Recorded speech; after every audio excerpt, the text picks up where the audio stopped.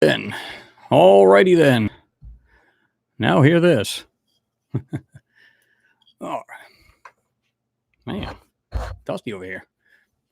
What's going on, everyone? Good to have you in there. Let's see here. Make sure we're working good here. Test. Oh. All right.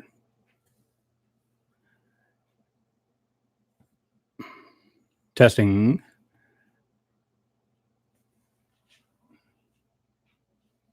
Let me see here. I got audio here, guys. Not hearing it on my speaker here. Huh.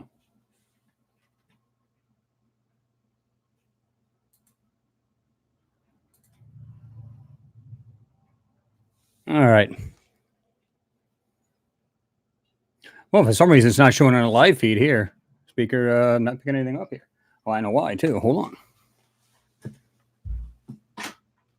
This will do it. This will do it. Do it every time. All right, we're good. What's going on, everyone? Just want to make sure here. Got the other computer going, the live feed, making sure we're good. Renee's in there. Good to have you in there, as always. Jason McVeigh. Lancaster's in there. Skeptic Optimist. Robert Morgan. Oh, yeah. I see what you said there, Robert Morgan. I'm going to talk about that in a second. Let's see. Daniel. Tyrone's in there. Check it in. Astro Kid, what's all up? What's up all? Depending on how you want to look at it. Photography, Light, and Magic. Let's see. Astro Kid. Libby's in there. Hello, how are you? Custom Tailored's in there. What's happening? Eagle One, Renee. Well, we already said Renee. Renee's been jumping all over this. Robert Frost, or Richard Frost. Well, wait a minute. Hold on. We got another Robert in there, too? Hold on. Oh, okay. That's better.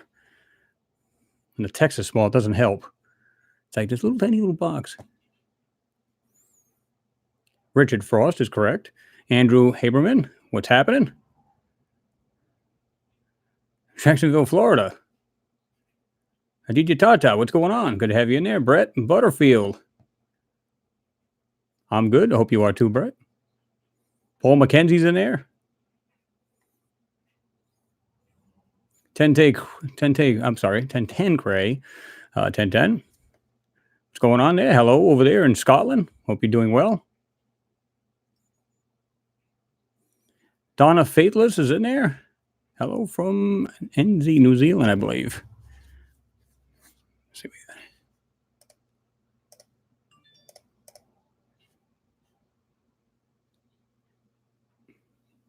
Some of you guys are hitting me up on the Facebook page here. Let's see. Phil's in there. Phil Cox and daughters, Jessica and Kelsey Brown. Good to see you in there as well. Alan Pope's in there. Kalja Sager, I think it is. I'm from Germany. I hope I'm pronouncing that even correctly. My apologies if I'm not. Popster, hello SX UK. SX. Andy King is in there. JD, what's going on? JC Morsepower. Louisiana is in the house.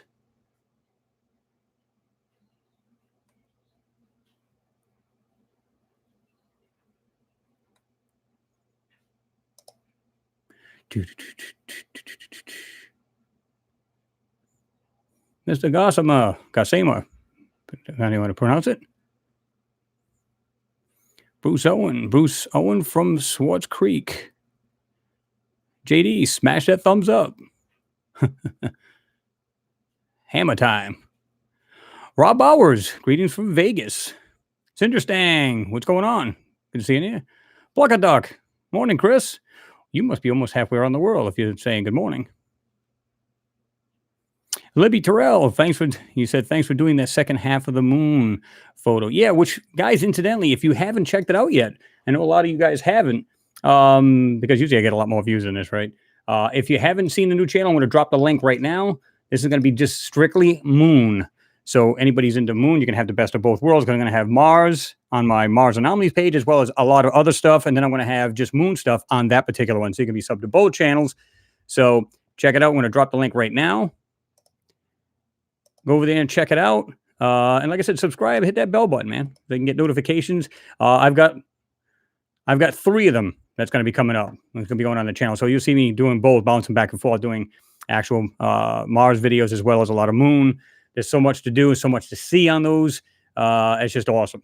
And, you know, like I said, that one there is probably the most amount, just about, I don't know, this other one coming up is pretty close too, as far as all of the, what look like structures and all kinds of walls and what look like roads and all kinds of crazy stuff on there. So go check it out.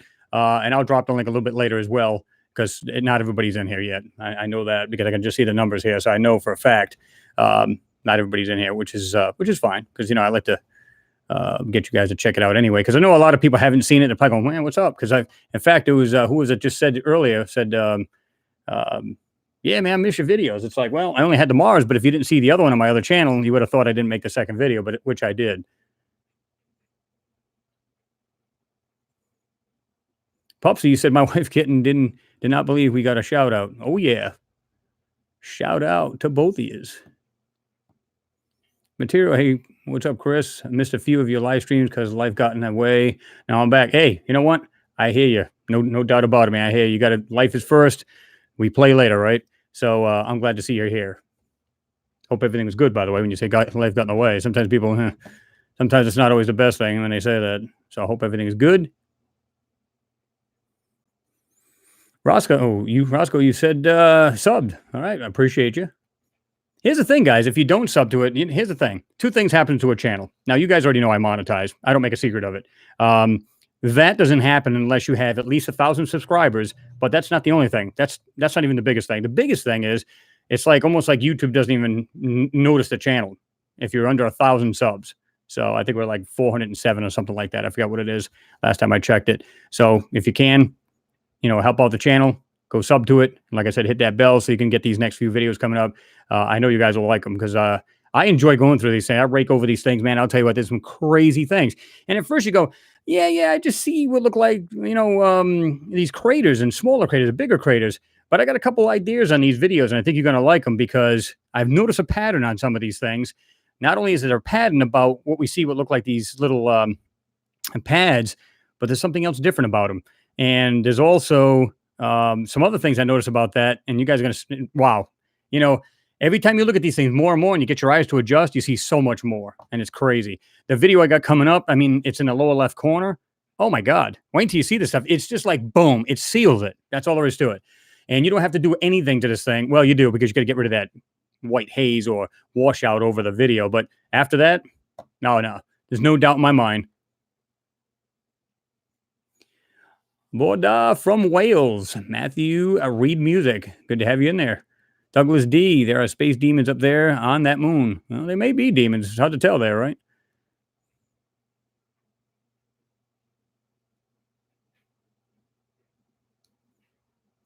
Michael Ramos, you said, what I found, a trusting you call one photo in anomaly, but you don't have a second photo taken months later showing different content of that anomaly. Well, it's hard to do that. I mean, I can do that now only because I'm going to try to get into these specific folders for that particular area.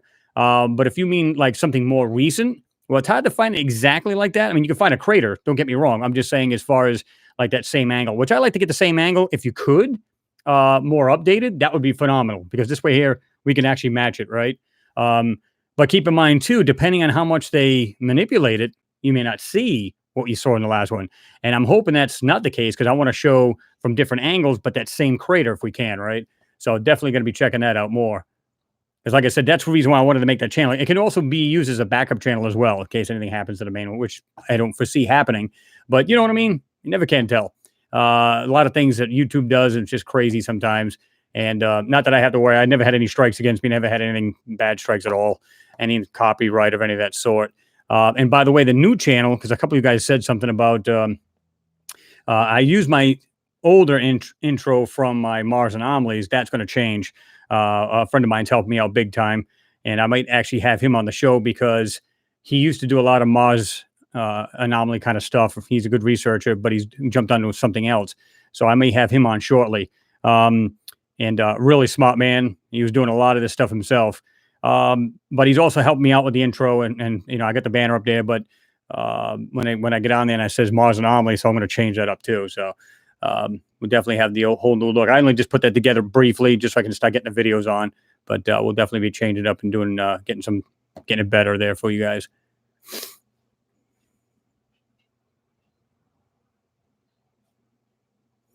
Oh, you did, Phil. Appreciate that. He said I posted a video on my channel. Sweet. This is, you know, like I said, I mean, when you stop and look at these moon photos, oh my God. You know, I never thought you could see so many of these things, but and you know what I'm noticing too? If you guys notice a lot of those little white dots you see all over the place, those are actually structures. And like I said, with that, no, well, yeah, it'll be this next one coming up. With that next video coming up, watch. You'll see exactly what I'm talking about and why I say that.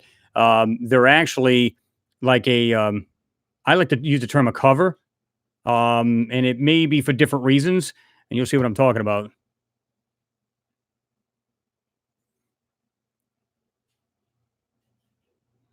Oh, Robert, you said amazing. Did you get an 18-inch telescope? Nope, not at all. I'm actually using the Apollo missions as well as the LROC, which is going to get a whole lot closer than any telescope, unless of course you're at an observatory, one of the largest ones you can find, right?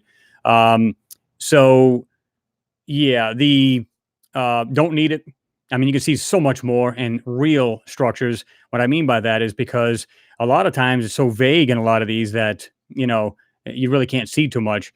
But these here, because if, you know, you're talking about the LROC, it's only 75 miles off the lunar surface. So you can't get much closer than that. And although these photos are kind of crappy, because like I said, I think they have perfectly good photos.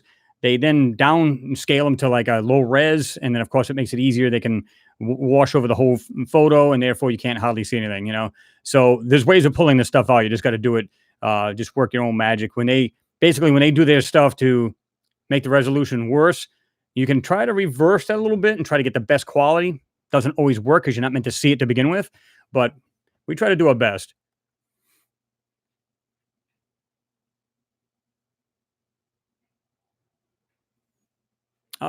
Jeff Stubbs, you said, can you post a link to the new Moon channel? Yeah. Anybody else needs to just let me know. But here it is right there. I just posted it again. Pluck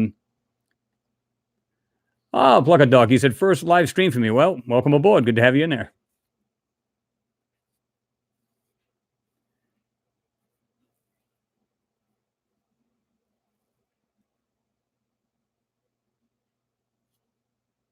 Michael Ramos, you put on there one of the office infamous anomalies, rather, is what happens to be an individual standing on the Mars surface, but there was a second video taken months later. See if that actually moved or not, rather. More PR, you said sub 2. Well, I appreciate that. Get this other link too. Get that one ready so I can give to you guys.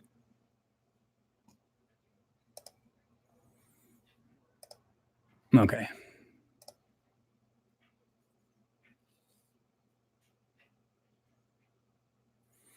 Mr.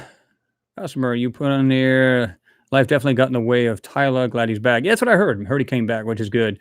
You know, everybody, listen, you know, and nobody's perfect. They have the issues come up in their life, whether it be physical, mental, you know, just work itself. It doesn't matter what it is, man. You know, I mean, I'm sure you'd like to be in there making the videos because I do, but you know, sometimes things will happen. You know, it either you get overworked and it's hard to get to the computer, or whatever for whatever reason, right? I'm sure everybody at some point in their life, any one of you ladies and gents, will have the same thing. You know, things come up. It's unavoidable. You know, I don't blame a man or a woman for having that kind of problem or something in the way. You know.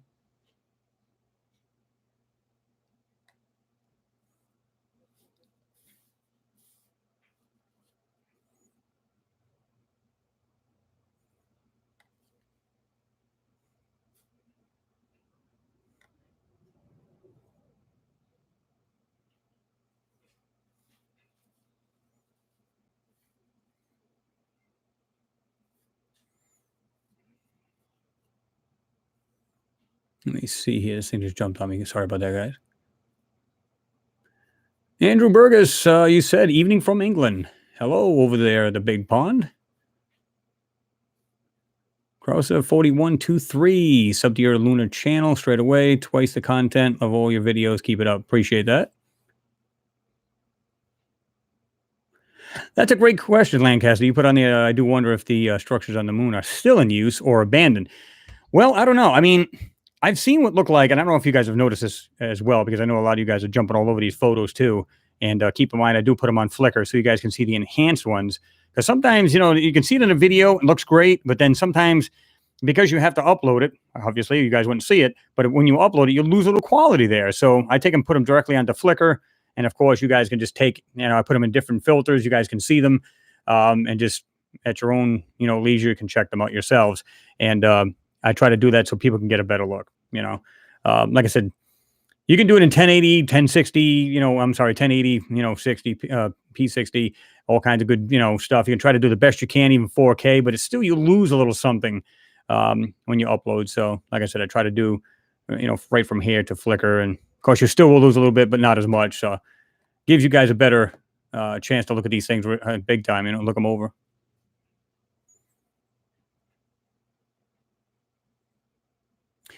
Alien Tenno, you put on there yesterday in Chester, UK. We had a really nice blue sky in the morning. First in the afternoon, I was watching the chemtrail cook us up to total gray skies. Well, I get the same thing here. I mean, I think everybody gets that everywhere, Alien Tenno. I mean, we get, like I said, just crazy. I mean, I can look out there and just sit there. I don't mind contrails. Contrails you see all day long, right? Chemtrails is a totally different story. Like I said, you'll see a contrail of dispersed because, you got difference in, it's like your exhaust on your car. I've used this analogy last time where, it's cold out, you see the steam coming out. Well, just picture a whole lot larger engine in a cold atmosphere, lower atmosphere in the sky. And of course, you're going to have that, but it dissipates, right? Well, when you have a chemtrail, it doesn't do that. It just spreads out and covers the sky. And you see a ton of them. I'll see them all over the place, as the crow flies. I'm not very far from an airport, and I don't mean like right next door, but they fly over my house all the time, and I can see these things crisscross patterns. I mean, and it just next thing you look out again, and this completely milky sky has been filled. Yeah, two different things.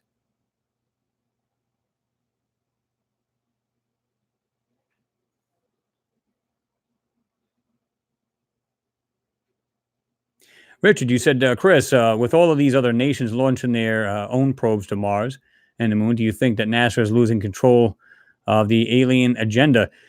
I'm just wondering, you may be right there, Richard. I'm wondering too, this is the reason why they're getting the pressure put on them, right? As far as wanting to say, yes, there's life on there, whether it be small organics, microbial, whatever it may be, right? And I think that's the pressure being put on them. What would happen? Right now, these are probably all allies of the United States. Everything's good. What happens if one of them becomes disgruntled? They decide, these guys have been lying all the time. These are the real photos we have. How do we know? So at some point, between, people doing videos and not necessarily mine, anybody, and showing these anomalies, even if people started to question NASA, at some point, something's got to give. I mean, it's at a tipping point as far as I'm concerned, and I think that's the reason why they're, oh yeah, next year's a rover. Yeah. We're going to drill sideways. We're going to go horizontally into rocks and we're going to check for, ancient life forms or what have you. And, I think they're going to find it. Absolutely. They're going to find it and they're going to find more. They're going to see, well, we're just kind of going along. And for some reason, we found a small area of what look like little shrubs or little, organic life. They'll find that next. They already got a lake of water right there next to the South Pole underground. They've already got, we've got blue skies. We've got like I said, water cycle. We've got, I mean, come on. The pieces are being put together. Let's just put it that way. It's getting there. Nacho. Oh, that's too funny. What is it? What is that? Is it a bird? Is it a bat? Is it a plane? No, it's Chris. Woohoo! We're live.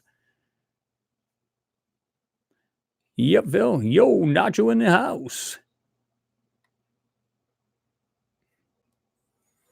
Jason McVeigh, you said yes, a crater would normally not have structures in it. Yeah, you would think not, because Well, it's kind of like we can have like an ancient. What was it? Isn't there one here in the on Earth where it has a large crater and there's actually structures in it now because they don't think they'll ever. I think it was all volcanic crater or something like that. But I wouldn't want to live in that. But when you see these craters, I mean, they probably figured, you can live in these, meaning they're not going to, nothing's going to happen to the moon now, right? So they figured we can build around the edge of it inside. But man, you just have to look at the pictures over and over, and you just start seeing. And it's not like, some of these people say, well, if you look at something long enough, you'll see it. No, I can see it right off. I don't have to stare at it. And like I said, when you see those little bright dots, those are actually structures. And like I said, it's almost like when they talked about Egypt, right? The Giza, and the Giza Plateau, they had like a capstone. It was like shiny gold or whatever it might have been. Well, it would have reflected from a long way away, right? What would happen now if these are similar to that, where they have like this bright top to it, but is it just to reflect? Well, it may be, this radiation from the sun, things like that. How do we know? But like I said, I've got some proof of that, and I'm going to show you that. That may be true, it may not, but just the way some of these structures I found kind of appears that way.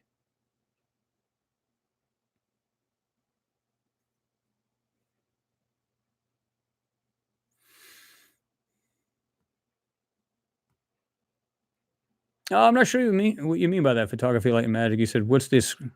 What's the script with copyright using NASA images on a YouTube channel? Not sure. Most of them are all public. I mean, as long as you put on there, because I'll put in my right underneath there, underneath the description, and not in my pinned comments, because I usually put a pinned comment right there in the top of the comment section with all of the links for the videos. But the description underneath, I've got on there, credit goes to NASA, JPL, Caltech, so on and so forth. But they're usually pretty public, meaning it's for the public to consume. So I don't think there's any reason it should be copyrighted.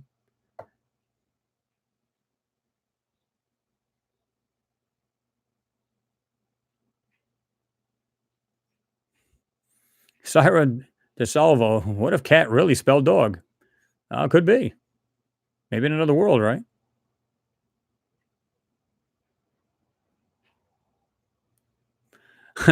Richard Frost, you say, hey, Chris, just a thought. Yeah, you could also do a live stream on Saturday night for a few hours on the Moon channel. We wouldn't complain.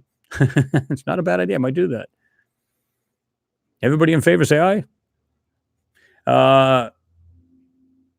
Let's see. Bush Corey's in the house. Hey, Chris and viewer, good to see you all. What's going on, Corey? Good to see you in there. Justin Fick, can you give me a shout out? Justice underscore 388. I guess that's the Instagram, right? Mimi Reacts. Good evening. Good evening to you.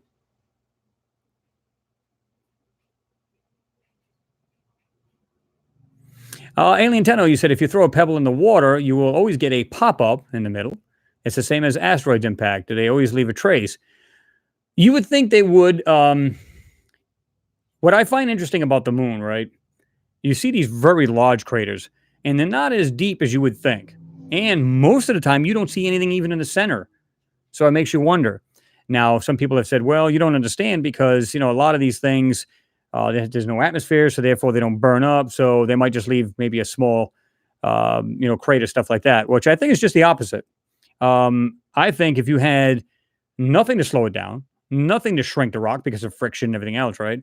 That it should leave some hellacious freaking comet, some kind of, crater or, I mean, just huge, and a lot of these, you can see what looks like these, some of these structures, you can see they're very large and they're almost the actual size of the pad, I call them. They're not craters, the pads. So you can almost rule that out. They're not just going to go boom and just land there. If something's cruising through space at, let's say, 17 to 27,000 miles an hour, give or take, it could be a little slower, a little faster, that you would think if it slammed in, you wouldn't see it sitting on a base that's just slightly bigger than that rock. It's not going to happen. And, a lot of times, like I said, you can see these large craters, nothing even at all in the center. Look at the ones that are crystal clear. Somebody mentioned this not too long ago. In fact, it might have been on my last video. They said, well, why is it that we can look at some of these LRO C photos and they look absolutely crystal clear. There's a reason for that. The ones that are crystal clear is things that are not even there. In other words, there's nothing there to see, so that make them crystal clear. When you see these other ones, and I call them, they look like mashed potatoes, right? You could just see the CGI to just mush. They just look smooth, mushed areas all over the place. That to me is hiding everything. There may be a certain part of the moon. Again, it's not very far off the lunar surface. Just like the Apollo mission photos, right? When they're taking a Hasselblad, looking out the window, taking photos.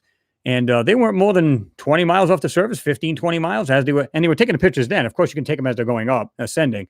But you could just see the way they are. Just, good photos, crystal clear. And then some of them, they look mushed over and CGI'd. Well, there's a reason for that. Why else would it be? Why is there a reason why there'd be such a difference? You know what I mean? It's good to think about. Yeah. And most of them craters are almost all the same depth. And here's the funny part. Just look at the craters, guys.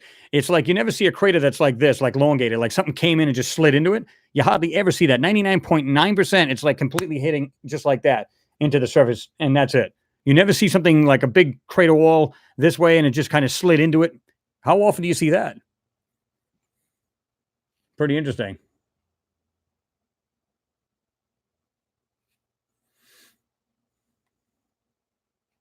Oh, a lot of you guys are on board with maybe a live stream on the moon. Okay. Got a whole lot of eyes.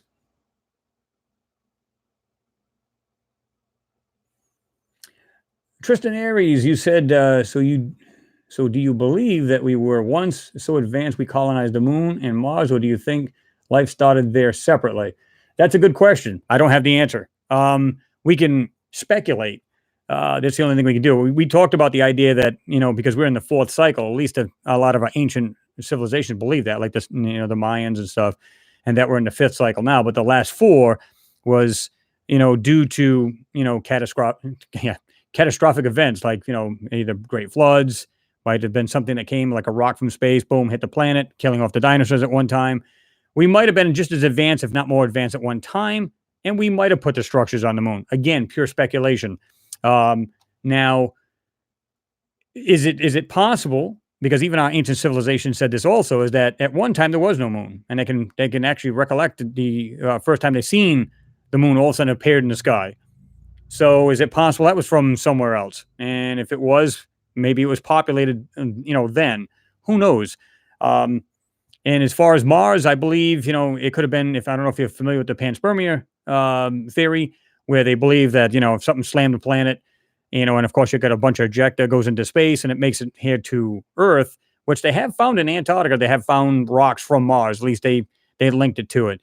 If that's the case, microbes could have taken a ride, come here, boom, started life. Or I was saying before, speculating again, that we could have been living on both worlds, meaning Mars as well as Earth, and Mars just met with a demise. 1941. I was saying that it was Brandenburg, but it was Tom Baugh, was his last name. It was a scientist, or trying to remember if he was an astronomer as well as a scientist, but he's the one that saw it in 1941. The reason why I keep mentioning the other, hold on, I gotta shut this thing down. This thing keeps flashing in my eyes. I keep saying, what the hell? Okay. Anyway, you got Brandenburg talking about how he analyzed and found the xenon 29 and all this other stuff going on. So I mentioned him a lot because he's the one that done an analysis, but it was Tom Baugh that actually seen it, and actually through a telescope in 1941, seen them bright flashes in the Martian atmosphere. So it makes you wonder, was it a rock? Two rocks that hit it? Was it atomic? Was it nuclear?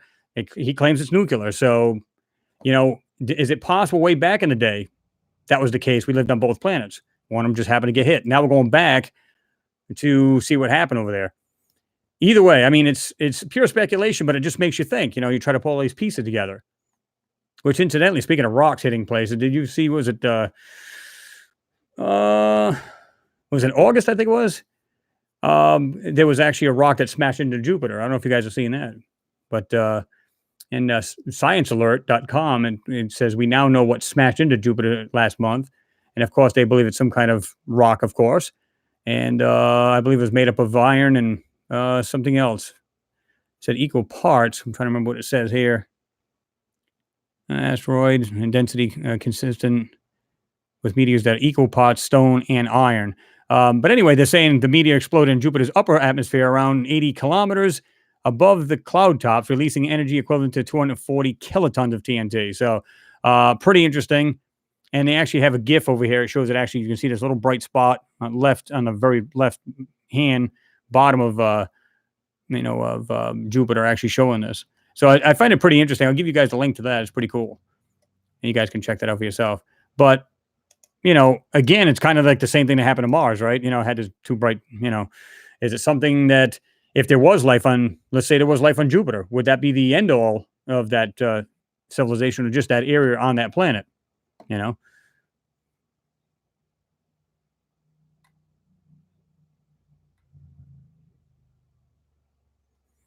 Mike Hoover's in the house. What's up, Chris? Awesome new vids. Thanks, my man. Well, thank you, sir.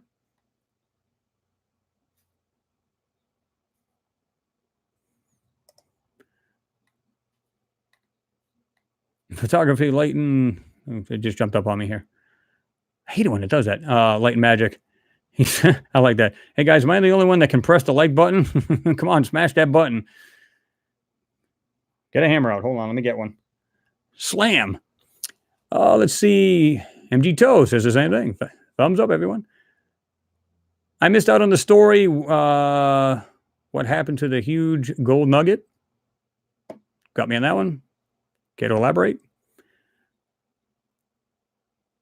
Yes, Mike, you're right.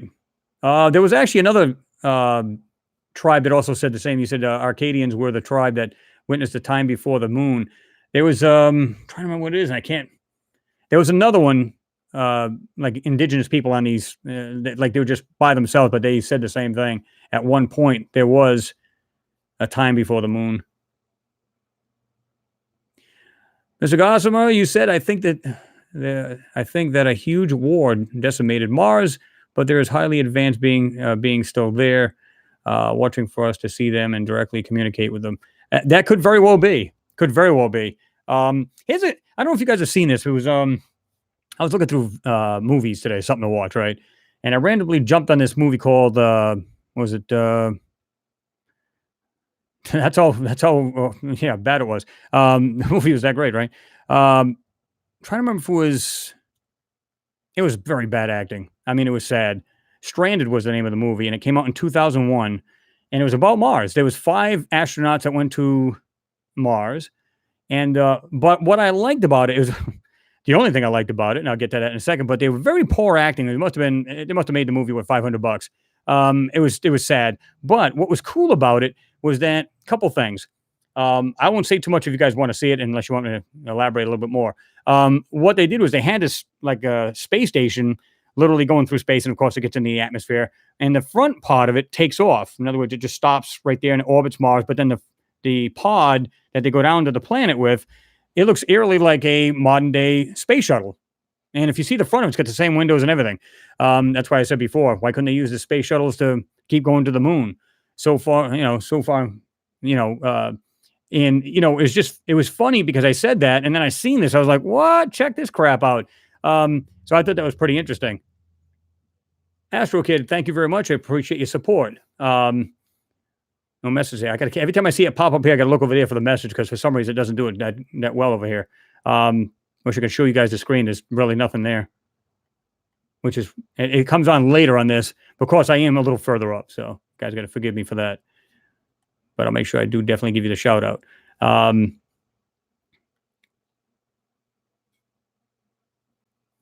Okay. Just want to make sure I didn't go too far.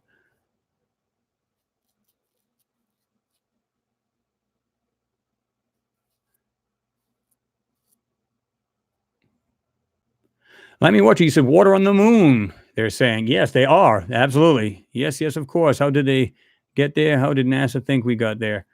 You know what I mean? And they've been saying this now that they do believe that there is actually water on the moon, and which will probably help in refueling if we ever make a base up there and everything else, right? So, of course, it depends on how much they need, and that ought to be fun.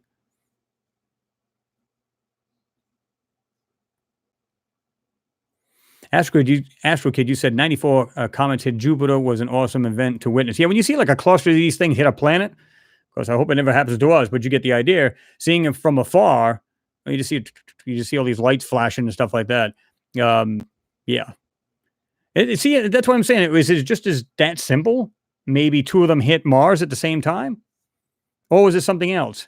I think there was an actual war on the planet. I think either A, they killed themselves off, or B, something else killed them off, or even something even more bizarre, we killed them off, which I tend to believe we didn't. But it's not like, we're so innocent here. We've never killed off anybody in other countries, right? Yeah. Yeah. So it wouldn't surprise me, but I hardly believe that would be the case. But, I believe if there was people living on that, if there was, I'm going to say occupants, call them what you want, beings on that planet, and they killed themselves off, well, is it something that's going to happen to us at some point? Was it a freak accident? It was just explosions or whatever. Who knows? It's hard to say.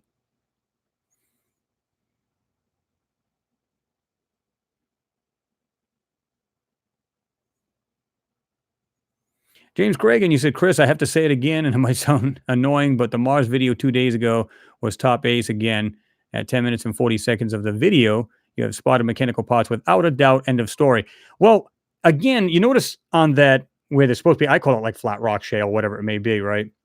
When you see that, it's completely kind of like the moon. It has everything like totally like brightened up. You know what I mean? They bring up the exposure in them areas, and I think they can probably do it randomly. In other words, random spots. And it's super bright. Why? What's the point? And how is that possible? I mean, unless you're using a huge flash and it just happens, which I highly doubt, but it's just bizarre that they do that stuff. And I find it interesting too at the same time, right? But when you bring all that down, you start to see all these weird features on the ground inside all of that white out area, right? So once you break it down, now some people had said, well, no, I've seen structures. Well, you're not going to see structures, guys. It's not a very big area. If I had to guess, that area, that swath of area we were looking at was probably, now I'm not talking about the whole pan. I'm talking about where I had them brighted out, highly, the exposure brought up in them. I'm going to say 6 to 10 foot area. It wasn't super large. Let's give it even 20 feet. It wasn't very large. So what I find is it's a bunch of little things that's laying in the ground. Now, it could be whatever it may be. It's intelligently made. We don't know what it is, but we could see these weird shapes and something that doesn't look natural, like the three rectangular spots in a row. There was, this round piece on the ground that had two slots that were on the curvature of that piece. And it was like a complete ring, and it was buried in the ground. So whatever that thing is, whether it's part of something larger buried in the ground or not, the rover stopped it. It was important enough for that thing to stop there. To me, I don't, when I look at the rover and I'm saying to myself, okay, I'm the scientist and I'm the one behind the Curiosity rover getting this thing to drive and everything else. I'm not going to waste my time unless, I'm not going to waste my time looking at that particular area unless it's something interest. I know that any given time, first of all, the main CPU, the main motherboard it's on its redundant one because it had two. It's on its last one. There's only two, like I said. And if that one takes a dump tomorrow, I want to see more before it happens. So I'm not going to just lollygag and just like a person walking around just taking, random picture. There's a motive for it. It's kind of like when you're in the fall season, right? You want to take the pretty pictures of the trees with the different colors, your greens, your yellows, your reds. There's a motive behind it. There's a reason why you're taking that picture. And for these guys, it's much more important. They're actually taking it for a reason. And I don't believe that they're just, like I said, just taking random photos just because. Let's take a picture of that outcropping or whatever it may be that's there, right? Let's just take a picture of it. Why not? Nah. There's a reason for it. And a lot of them things which you see is either A, encrusted, or B, those things are, purposely being dressed up to look like rocks. Like I said, they have rock mimicking software. They can pretty much make anything look like a rock. And as crazy as that may sound, I have seen things where you see the rock. Sometimes you see it like something straight. It's smooth, like a piece of metal, just under it. Tells me it's encrusted. Or they just didn't cover the whole thing up when they used that rock mimicking software. And this is the reason why you still see part of it. So one way or the other, either naturally encrusted or something they're doing. But definitely, without a doubt, they're definitely doing something to those pictures. Well, you taught that. That's right. That's the first thing I thought of, but, a lot of people say there's a lot of gas giants. Now, whether in our solar system or not, you said, Chris, Jupiter's a gas planet, no solid surface. Well, A lot of people say that. They actually say we got gas giants, this, that, and the other. But at some point, there has to be a surface, right? There's got to be something holding that whole mass. When I say mass, I don't mean actual mass. I mean whether it be just gases, it's got to be circulating around something. So even if it's just a core and not an actual crust and everything, like we have a mantle and everything else, right? There has to be some kind of solid core at some point. So it does make you wonder when it's a good, very observant. The way they say this, it's crazy when you look at that. You just go, okay, is it fully gas planet or is there solid to that? I think it's both. Whether in some of these planets, exoplanets, they say, well, there's cloud cover or it's gaseous, but they do say there's some kind of, whether it be a core, right? So there's a surface at some point. Stephen Barber, thank you much for your support. Hi, Chris. Hope all is well. Did you get a chance to look at the video and screenshots I sent you? Was it on the Facebook, Stephen? Let me know. I'm not sure if I looked at that today. I know yesterday evening I did.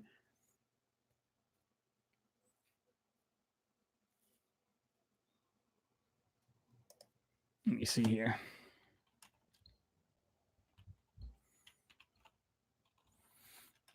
Hate it when that happens.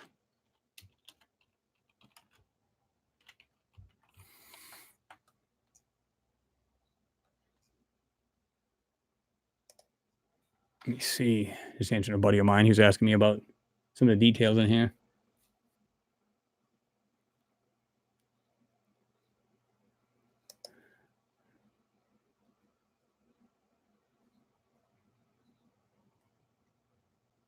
Okay. We good?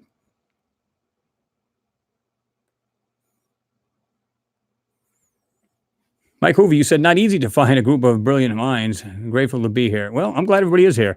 And I like the idea of everybody, sharing ideas, asking questions, all friends, cool. That's what it's all about, right?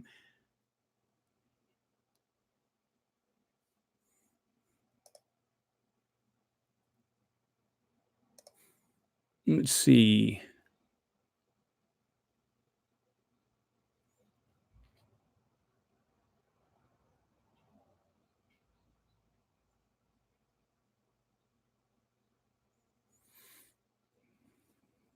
Jason McVeigh, you said I hit the like button at the beginning. Well, thank you very much.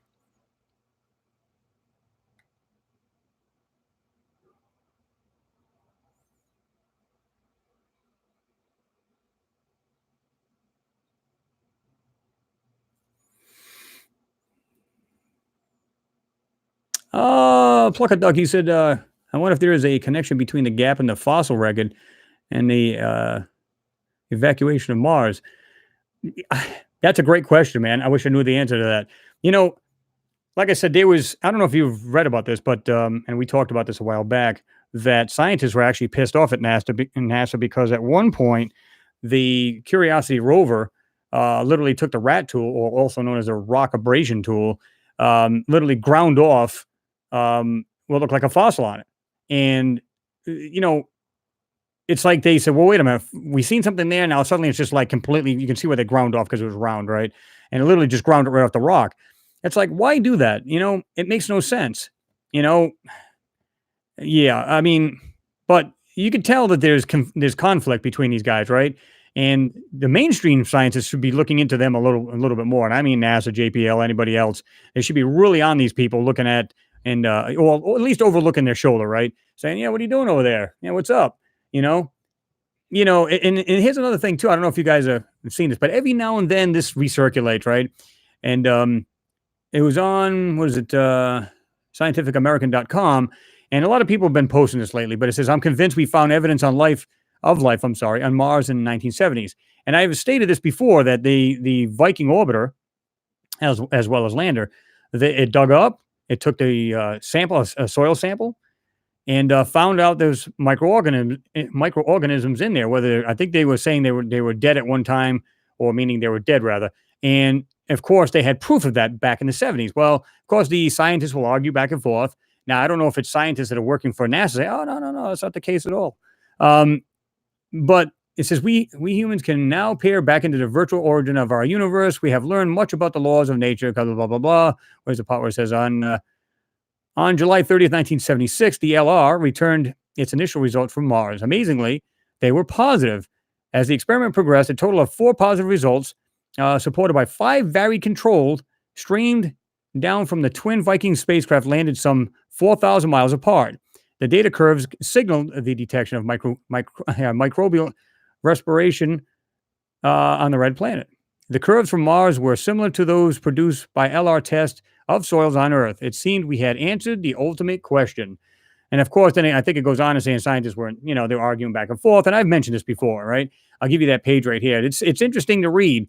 Again, they found it. So this is the reason why it's even telling me even more so that this next year coming up, you watch and say, we found microbial, There's the new link to that page right there. You guys can check that as well. Come on, guys. It's crazy. So, they knew it back in the 70s, and I think they knew about all the structures back in the 70s because they had flybys, they had just orbiters, period, and they've taken pictures and everything else. And somebody had just mentioned alien. Yeah, you said Tenno. You said Hubble telescope has scanned the shit out of moon, Mars, etc. And I totally agree with you. The first thing I would do to test that scope once I put it in orbit was to look at every planet in this solar system. And darn well, if that thing can pair out into space, multi-millions of light years away, darn well it can see a buffalo, on the Martian surface, and maybe even a gnat on its ass. So darn good and well they've seen these things. They probably kept an eye on one area while it was rotating, and they just said, okay, we don't see anything, we don't see any kind of movement. So, maybe we can go to that planet. We don't see any movement, just like they probably studied the moon. They probably looked at it, okay, we don't see anything coming and going, whatever. Okay, let's go. But, some of the astronauts have claimed, well, there's spacecraft here on the crater wall or the edge, and they're looking down at us and so on and so forth. I don't know. I don't have proof of that, but that's what's been said. Now, if that's true, like I said, all you got to do is just look at the moon. That's all you got to do. If you see structures, and there's hundreds of them, if you see structures on the moon, then it tells me right off the bat, and if they're not ours, there's no doubt. If there's life on that moon, whether it was here all this time or was somewhere else in some other solar system or galaxy or whatever it might have been, then there's life other places. Just think about it. You go there yourself and you look around, you go, okay, clearly these are not ours. You can see they've been here for probably thousands of years, whatever. All right. So clearly there's other beings out in space. Done. And this is the reason why they're so hell-bent on getting to every planet they can, whether it's probes, rovers. Now they want to send man to Mars itself. Yeah. They already know the answers, guys. They just want to get there. It's the idea of getting to these planets and these moons, right? It's not so much about, is there a question of life? I think they knew that. I think they've known that for quite a few years. Back in even the 40s, they probably knew that, but didn't have the technology to get there. So what do? Well, we got to wait. So keep, inventing and, engineering, so on and so forth. So you finally get to where you want. You get people to go on the moon. We land astronauts on the moon, rather. And next, okay, we can do it. It was a small step for man, all right. But now we made a huge step. Now we can build something much more extravagant, much more powerful, much more sophisticated. And you can bet they kept going. They never stopped. That's what we do, man. We push the envelope.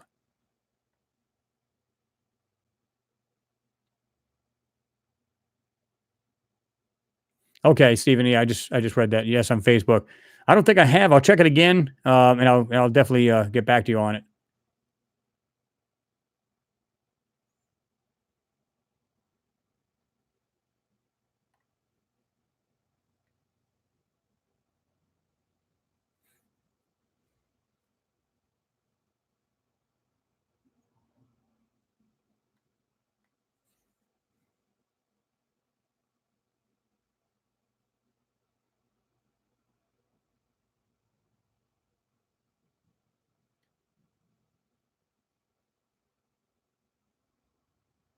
Susan Ann, yeah. You said I heard a story that during the first music landing, before they landed, they heard angelic music whilst they were approaching the moon, and they were told not to say anything. Did anyone else hear that? Yeah, they actually have a recording of that too somewhere. I've heard it myself, and it has this weird, eerily sound. They didn't know at one time if it was something to do with the moon messing with the radio equipment, and they heard that somehow. But yeah, it was on the backside of the moon, I believe. The other side, call it what you want. And they were going, and they could hear that weird musical kind of, like you said, angelic music. Absolutely.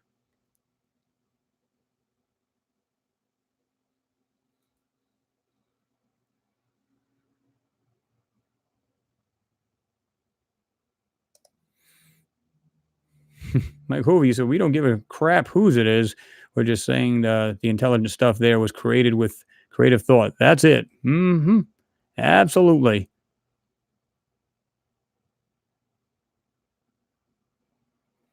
I believe if you look around, there's actually a video, not a video, I'm sorry, an audio clip of that too.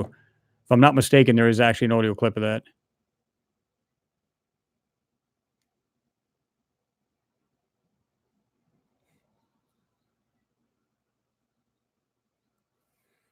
James Smith. Hi, Chris. Hey, all. Sorry, late. Bloody Mrs. Insisted on chatting. Oh, nothing wrong with that. As long as you made it, right?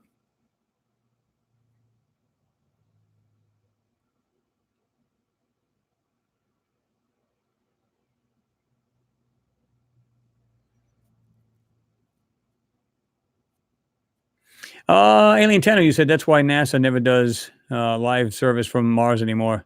20-minute delay. Well, that depends. I mean, it depends how close it is to Earth. It can be anywhere between 5 to 6 minutes up to 20 minutes. Um, at some point, what orbiter was that? They said they were doing almost like a live feed. I don't think that's why they cut it out. I think there's things going on in that planet they don't want anybody to see.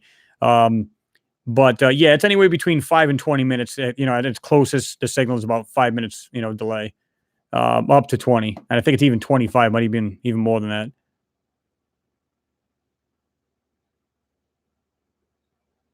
Nogi, you said Jupiter has a liquidated core. Yeah. Well, it's kind of like a solid and a gas. If you look it up, there's actually both. So, if you look at it, and read up on it, yeah, it can definitely hit something. In other words, if that wasn't a meteor or some kind of asteroid or whatever, it's definitely, um, you know, definitely can hit a solid surface.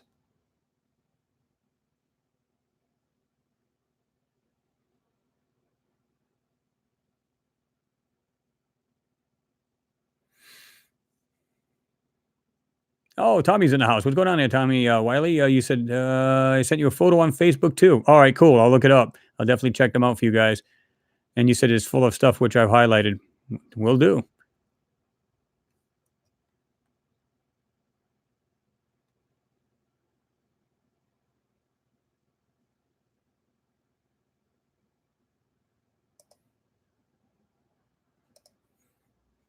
Ah, I love it when the trolls come here. Just awesome. Can you say jealousy? Love it. Just flick them right off. See ya. And, they come here, they think, oh, we're going to highly offend them. Well, gee, I'm highly offended. Aren't you guys too? It's too funny.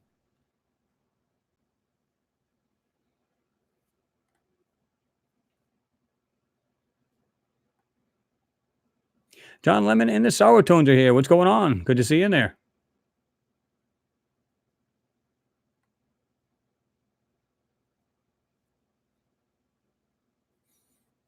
Steven, thank you for the support. You said I sent to Facebook Messenger. Okay, I sent it on rather. Okay, we'll definitely, like I said, we'll definitely check that out. You're right. Unfortunately, Alien Tenor, you said it's about being the first one to grab that technology. Well, it's that, and I think let's say they're investigating it for a reason too. Maybe if that's what happened, in other words, which I do believe they're actually, the rovers are actually going through, smashed up cities, whatever, just completely blown to pieces, whatever, ancient cities, even if they're still in one piece. They're trying to figure out maybe what caused it, so it doesn't happen to us. Unless, of course, they already know that answer. Then they're there just for one thing, and that's a recon mission.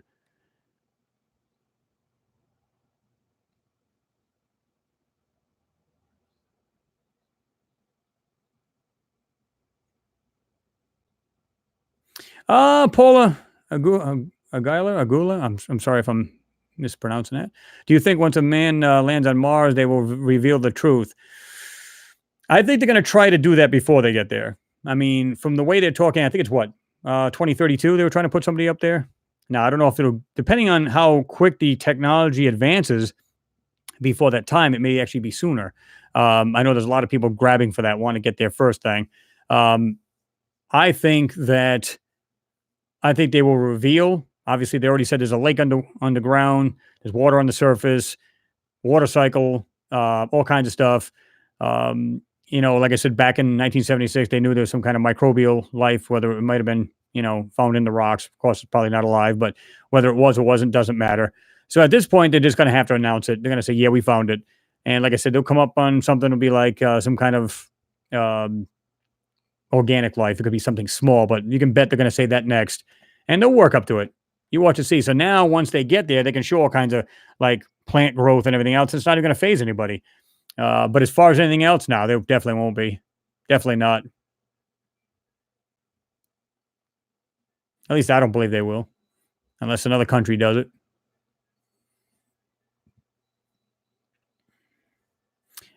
Chucky Hills, you put on there. Hi, Chris. When do you predict we will start seeing some sort of disclosure happening? I think we are starting to see it. Anything from the Pentagon letting out the UFO footage to what we're seeing in these photos. We're starting to see more and more of this stuff. It's almost like I said, it's almost like they're leaving breadcrumbs, right? They leave like these small things in these photos, whether it be the moon photos, um, the Mars photos, and other moons as well. But different, we don't get a whole lot on other planets. Funny enough, right? If you look up some planets, just like it's like blurred out and everything else, you can't see anything. Some maybe a little bit more, but I believe it's slow drip kind of thing going on. And I think they're going to start as far as Mars goes. I think they're going to accelerate that. I think they're going to be, it's not going to be just like boom, flipping on a light switch and going to say, by the way, guys, yeah, there was life here. They're not going to do that. It'll be slow, and it's building up to that. And like I said, it'll be plant life next, and then next, they'll start rolling on. Now, whether they'll do anything about structures, man, that's a huge leap. I don't know if they'll ever do that.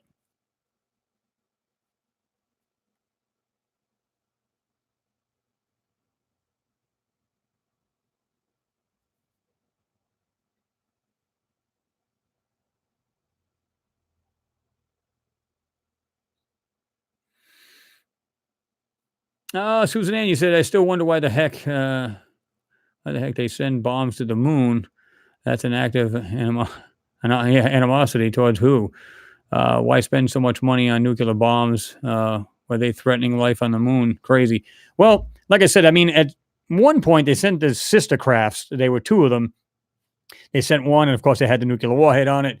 The one behind it was supposed to like anything, all that ejector, and whether it was whether it's water, whatever they wanted, it basically was going to sniff that stuff coming off the moon, right? So, and once it did that, then it would crash into the moon as well. But funny enough, like I said, they had that other, I think it was from NASA and NASA Ames control center. They had, like I said, the guy had his arm on his picture, and it showed like a square structure on the moon right there. So it makes you wonder, was that the target they were hitting? And if so, why? You know, if there's maybe, see, here's the thing. This is what, maybe you guys feel this way, maybe you don't. Is it possible that we're the latest to grow up in this solar system? In other words, it's been lived in thousands of years ago, maybe millions of years ago, right? And then the occupants moved on, whether it be the moon, Mars, whatever it may have been. Maybe they use this solar system at one point. They all lived here, and then they just all took off to other places. How do we know? And now we're just looking at all of the ancient stuff that's been laying there, and maybe none of it's occupied. Maybe it's completely, that's it. It's nothing there to see as far as any kind of occupants, right? Is it possible that's the case, where that's all we're seeing is remnants of a civilization that lived maybe on the moon, Mars, wherever it may be? Is that a possibility? I don't know. Because you would think if NASA saw, unless they communicate with them, with these occupants on the moon, you would think if they seen occupants and they weren't communicating with them, you would be a little frightened to send man to the moon, wouldn't you? And the chance that they could get killed off, I don't know.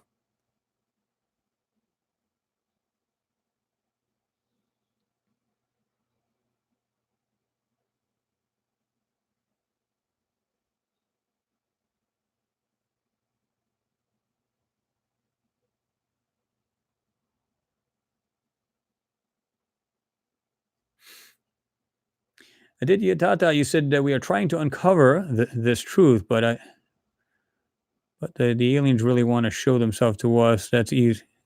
They easily could. If they aren't, must mean something, something, right? Yeah, I mean, I think that we're starting to see that more and more. We're starting to see these strange crafts, and like I said, the Pentagon let out the one where you get these aircraft pilots. They're actually looking at these things and go, "What the hell?" See this thing tumbling and turning and all this other stuff, and looks like it's morphing and everything else. Crazy stuff, right? Yeah, um, it's getting there. I think it's a question of time.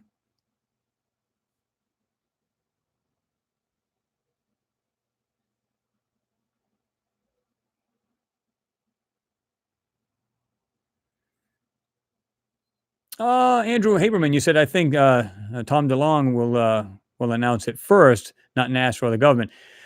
Well, unless he's got his own orbiter or lander, I don't think he can do that any more than I could. I mean, unless he can talk to some inside people, which is a good thing. If he can do that, great. You know what I mean? Somebody's going to be a whistleblower, going to want to spill the truth, and not worry about getting killed off after the fact. But I don't think he knows any more than you and I would if we were researching these photos and different things about the moon or whatever. He's just going by hearsay. It's like me. It's like all I can do is speculate and everything else. Now if I had a craft over there, an orbiter taking high definition photos of the surface, and I mean right down like the high rise camera can do, like a well, it's like a 4 foot swath on the ground, that close to the ground, then yeah, I would say without a doubt, I can say that. Yes, there's absolute. I can speak in absolutes, but I can't do that. All I can say was, yeah, this definitely looks like a structure, guys, no doubt. That's all I can say. It looks. I mean, you know, I said that in a comment the other day, and the guy says, "Well, there's nothing definitive in here." I said, "When did I ever say anything definitive? I just said that it looks like the structures here. You can see what looks like mechanical parts, so on and so forth." I said, "Even if we had 90% clarity on detail, there's still no way to vet it. There's no way to know that. All we can say is, yes, this is here. Is it faked or is it real? We don't know. We're not there to handle it. We can't touch it. We can't do anything with it." So there you go.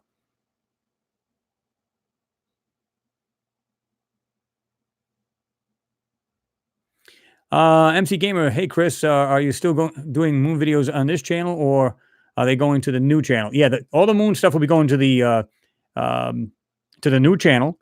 So guys, like I said, go over to that channel, sub to it, and hit the little bell icon there so you can get the future notifications for that. Any of these new moon photos, because there are coming up. There's more videos.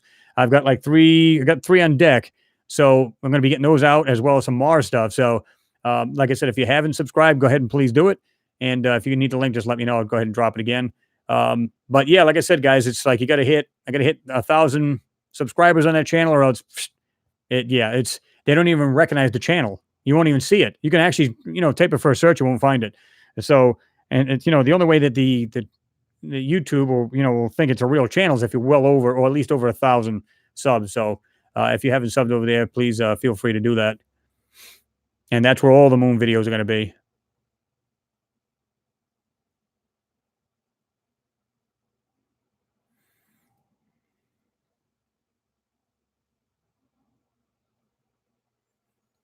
Um, yeah, Alien Tenor, you said Elon Musk would have revealed the truth, but NASA got to him.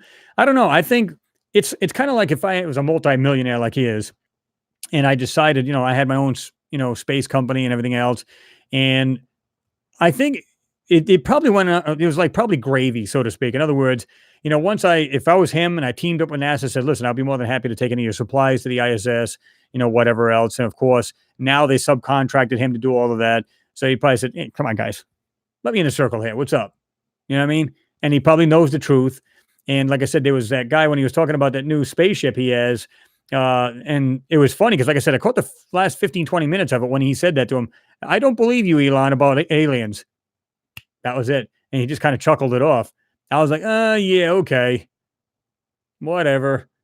You guys both know, everybody knows here that, if you're in the loop, you're working alongside, you're going to get some kind of perks. I mean, you know what I mean? You're doing work for them. So, you're going to get some kind of perks with it.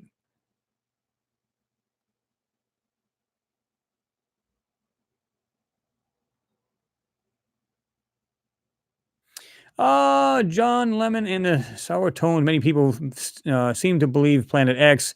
Is there anything to it? Well, not in the way that some of these channels want to, portray it as like, oh my God, it's going to kill off Earth and everything else. That wasn't the case at all. Now, NASA's been working up to that where they found a ninth, well, supposedly, what do you call it? Pluto is supposed to be the ninth, but whatever, because it is some days and some years it's not. But anyway, so they're supposed to have found this distant planet in our solar system, and there's many more. They're starting to say that there's many more, planets in our solar system, not just the 9. We had 9.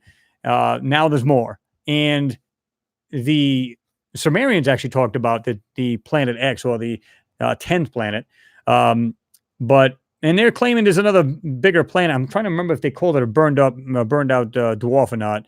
And I think it was like, I'm not sure, because I've been reading lately on some other planets they did talked about. So I don't know if it's this one. So don't, I'm not saying it's right, but the way they talked about it was like it was 3 times the mass of Earth.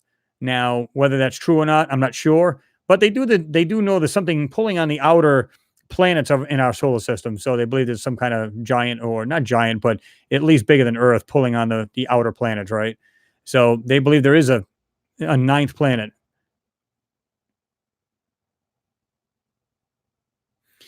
You said, Mike, you said, because someone or something are not playing nice with our government, so you bomb them. You know what? It would not surprise me. I'm hoping that's not the case, to be truthful with you. But never can tell, right?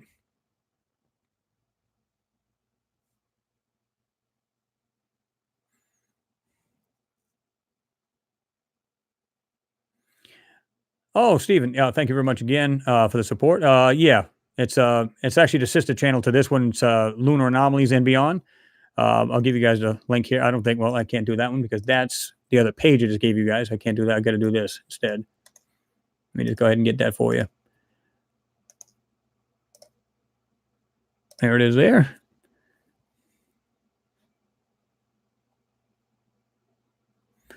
Custom tailored one. Yes, I will be. You said, Chris, you asked, Chris, are you going to migrate the lunar videos from this channel to the new one? I probably won't take the old ones and move them over, but all of the newer ones will, from here on in, will be. So you guys can check those out. And like I said, I try to put them on Flickr so you guys can analyze the photos yourself without having to be on the video and looking at it, because it won't be quite as clear as you would see on the Flickr photos. So you can check them out there as well. So anytime I say, guys, you'll see them on the Flickr, just look down. There'll be a link on the Flickr for that Flickr page, and it'll be up in a there's like a folder or something like that. You guys can check it out.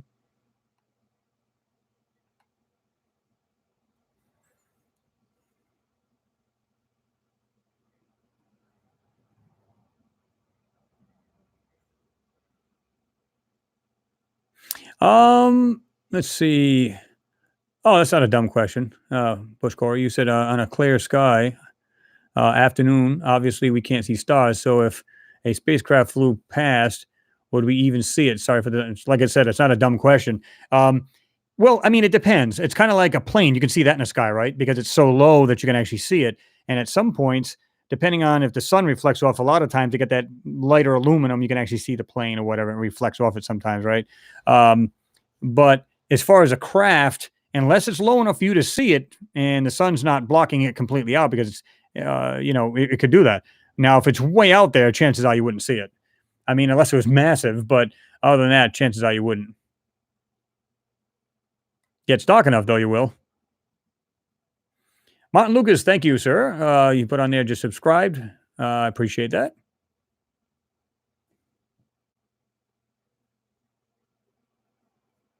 Exactly, Roscoe. He said when we were young, Pluto was a 9th planet. Exactly. Now it's so small. It's just a little body. It's just a little, just a little rock hurling around. So, yeah.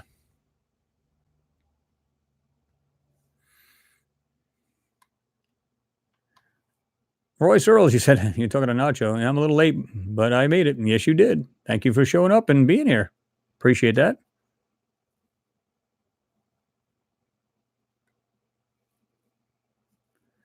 Sky Team Galaxy said, hi, Chris. I saw a reading about the universe, and a storyteller said that the universe was first big as a grapefruit. Do you believe that? I don't. Well, I mean, they're talking about, when they talk about the way they're talking about the universe still expanding, right? Because they go by red drift and it's still expanding. So they think the Big Bang is what caused it.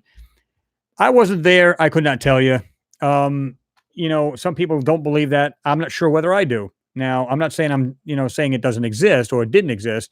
Um, it's possible, and of course, they're still going to ask the question. It's possible that the universe was always there. It's just always. It just was always. That's it. People go, well, no, no, no. There has to be a start. There's got to be a start to it. Okay, but we probably couldn't fathom it. I mean, you go back. I mean, think about how crazy that sounds. Just think about it, because we're so used to things with beginnings and ends that we said, no, no, there has to be a beginning. So, when you stop and think of what happens if you never find that answer, what would happen? You just go, okay, let's suppose the galaxy or the universe was always there. Wow. And, there is no end to it. Again, wow. Because you're used to limitations. You're used to walls and, things and objects in your way that you can't go through. In other words, if you just walk a straight line, at some point you're going to walk into something, right? So you're used to limitations in your mind. What would happen? And I've done this. It'll make your hair tingle. It's like you just close your eyes and you think, okay, if I could fly through space and just keep going, through by the planets and everything else, there is no end. They claim there's an edge to it. I don't believe there is. I believe there is no end. And that is a weird feeling, because you're just going, oh my God. It's almost like your brain can't fathom that.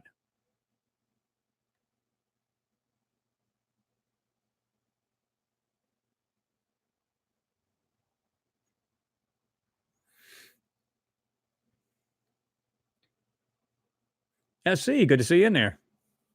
So, wow, hello everyone. That's right, guys. Slam that like button. Please slam it. Bam. Thank you, Stephen. Appreciate that. You said just subscribe to the new channel. Thank you very much.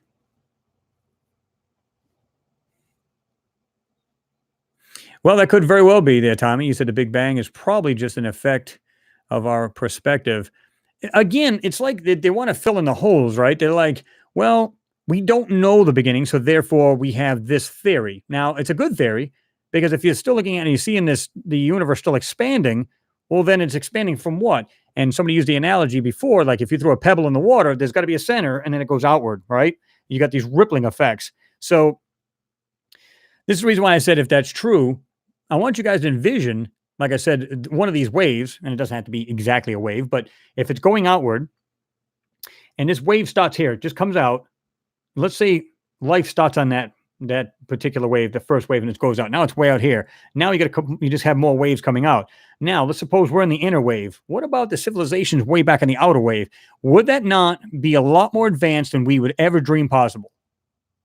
You would have to think so. And I believe there's life out there. I think it's loaded with, it's teeming with life out there. Of course, they won't tell you that. Now, it doesn't necessarily have to be humanoids or some kind of alien or some kind of, but life, period. It could be organics, sea life, could be anything, right? But definitely there's life out there. There's no doubt. James Gregan, you said, holy shit, people, pick even just one of Chris's videos or pictures, etc., going back over all the years, and try to tell me there's not clear evidence of past civilizations in front of you. Yeah, I mean, I always tell people, listen, come up with your own conclusions, look at the photos over yourself, check out the enhancement I've done, and then come to your own conclusions. I'm not trying to ram it down anybody's throat. Here it is. It's either, you accept it or you don't. Everybody's got their own minds, and that's what we need to do. We need to look at it for ourselves and say, if you look at one photo, you go, I'm just not feeling it. I don't see it. Well, that's your opinion. If you say, well, yeah, I totally agree on that, because I have people go either way. And then I had people go, Chris, I agree with you. It's something intelligent in me, but I don't believe it's this. I believe it's this. And again, I don't knock people for that, because you know what? I could be totally off base. We can all agree that it's intelligently made. Now, what it is, that's the big question. I mean, the only difference is nobody can actually vet these things, right? But nonetheless, they're there. What are they doing on Mars? What are they doing on the moon? That's the bigger question. Exactly, Alien. Yep. Our only limitation is our own limitation.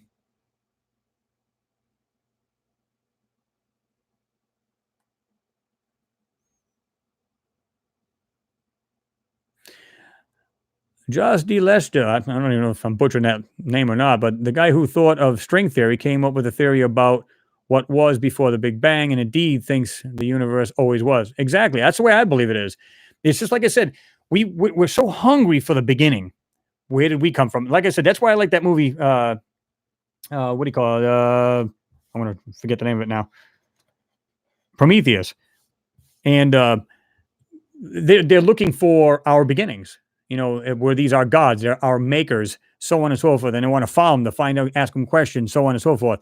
And that's what we want. We want answers to the questions. And this is the reason why sometimes people fill in things like that. Now, don't get me wrong. I'm all for science, and peer reviews to come up with the answers. Now, they will probably, change their answers when they get more information. That's just science. That's just the way it works. People go, oh, science is wrong all this time. Well, no, because that's the best theory they could come up with at the time, being there, when they researched and everything else, the best theory that they could come up with. Now, after doing more scientific studies, they find it's changed. They no longer believe in certain thing. And so that's what progression is. That's how science works. Somebody, oh, science sucks. It's not true. And well, you can't say science sucks. It's like yourself. You may look at something and go, I believe it's this way. Well, further on down the line in your life, 20 years later, well, what I thought is not. Does that make you an idiot? Or did you grow up? Did you research? Did you live your life? Found out things are different? Doesn't make you an idiot. It just makes you more well-informed.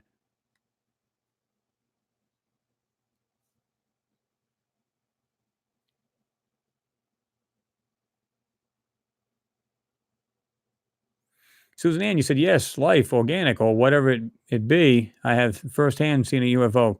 You're not the only one. I have too. And it's other people here said the same thing. Libby also says the same.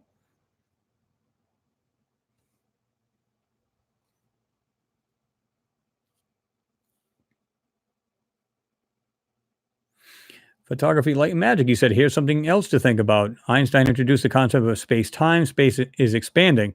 So does a second today longer today than it was 1,000 years ago? Well, yeah. I mean, that's what I'm saying. Things, like I said, what they thought back then is totally different now. Again, we progress, we go forward, we learn, and that's why science is always changing. And as long as they get their answers they want and they keep striving for the research or researching, then they'll find the answers. Just sometimes they're not always accurate, right? Renee, you said UFOs and extraterrestrial aliens.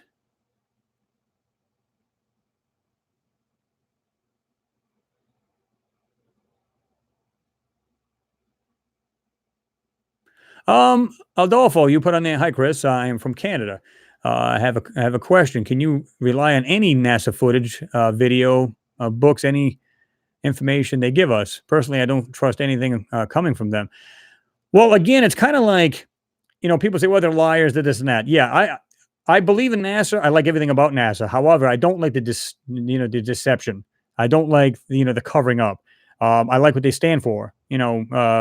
Basically space travel, new technologies, because new technologies, when they work on it, you get it, because it gets watered down to the public. So now, of course, I don't have a space shuttle in the backyard, but that would be nice. But you get the idea, right? So you just have to read between the lines when it comes to these people. You got to look at, like I said, the moon photos, how they're washed. You look at them, completely whited over, no detail, nothing. You can barely see any detail. But when you get through all that and you bring out the details, bring all, the depth of the photo back, suddenly, boom, all kinds of stuff shows up. So they're liars, but the truth is in front of you. And like I said, I think what they're trying to do, well, they weren't doing it back in the Apollo mission photos because they figured nobody's ever going to see anything in these photos, because nobody's going to pick these photos apart. They're going to look at them in pages in a book, and that's going to be the end of it. Well, I don't think they expected people to have computers, to be sitting at their desk dissecting these photos and so on and so forth. Now, they were prepared for anything to do with Mars and other things. So that's why there's a whole lot more covering up than you can imagine compared to the older stuff. So that's what I think is going on there, right?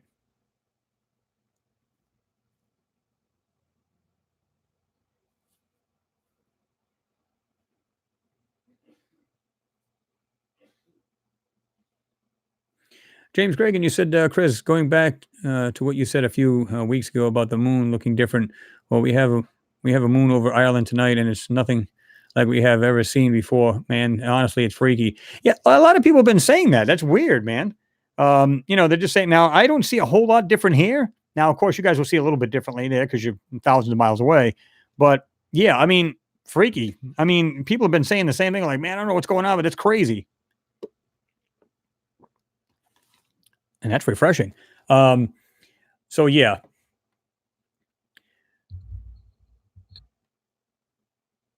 it's not the first time I've heard that.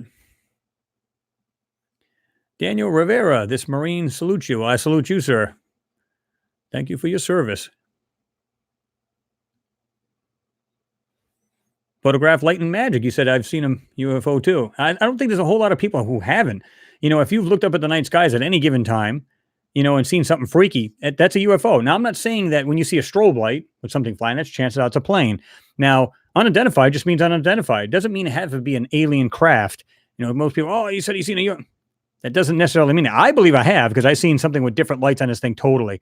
And the way it took off, it just come up like this. It just took right off. It wasn't flying at 120 miles an hour just to lift off the ground. It was literally come off a tower area where I was at. So like this large rock type thing, and it come off there. So, and many people, I've had people tell me, oh man, you don't understand. I've seen something go right over my house, completely silent, period. So yeah.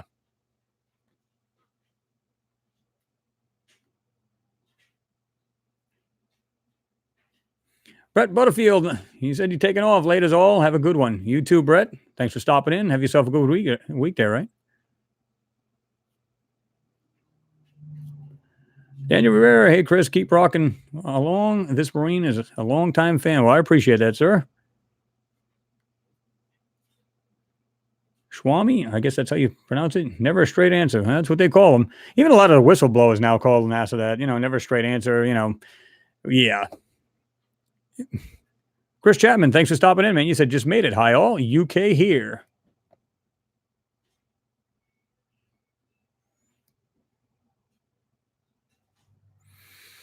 Deeper look, you said, what do you think about alien probes hiding around these quasi-moons of Earth?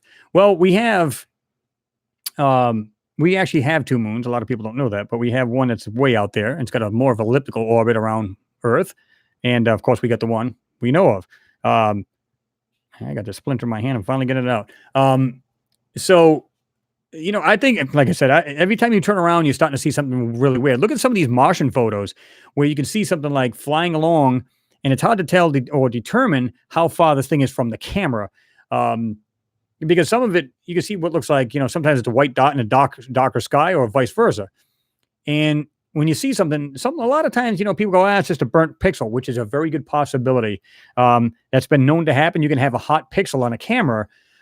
If the camera itself is hot itself, so what does that tell you guys? It means Mars actually gets pretty darn warm, and to heat up a camera for it to have hot pixels, and you'll see like different color pixels all over or just scattered about. The difference with hot pixel and these is that you'll see like a dot, but you'll see like a motion blur going from any direction, either right or left of it.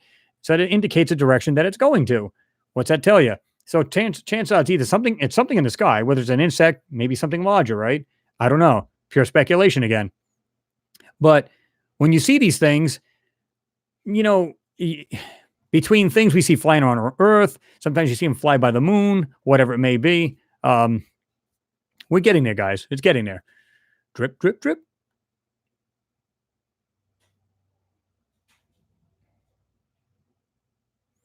The moon is shifting all over the place, Alien Tenno says.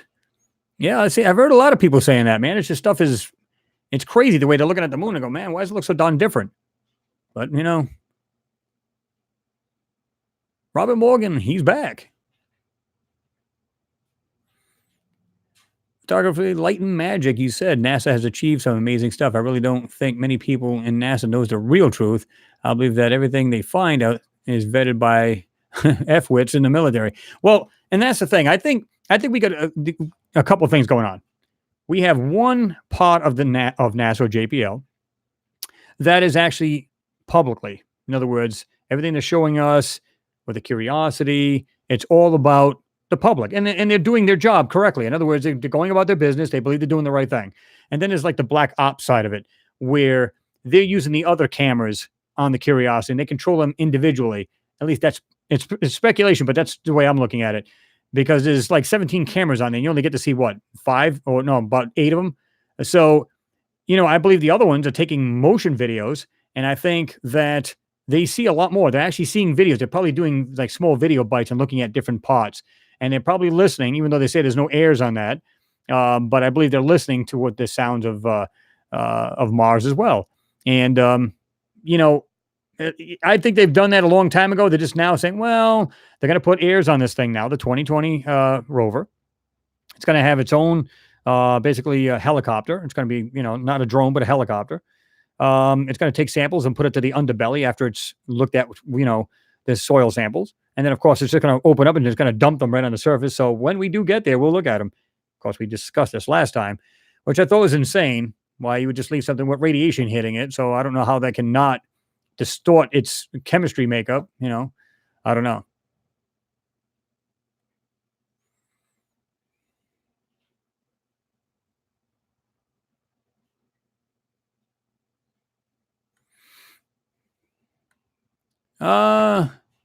Cecil Venex, you said Bob Lazar is the real stuff. I believe he is.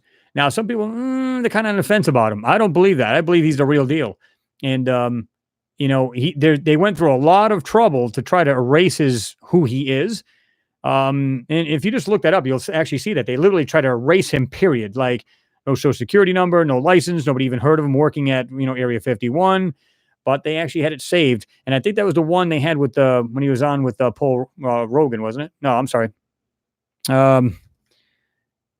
What's his first name? I'm drawing a blank on him. But anyway, when he was on the show, he actually said that. He said, yeah, they literally try to make, basically me disappear. There's nothing about him, but they already had documents showing that he in fact did work for Area 51, but yet they claimed he did not work for him. Yeah. Joe Rogan, my bad. I said Paul.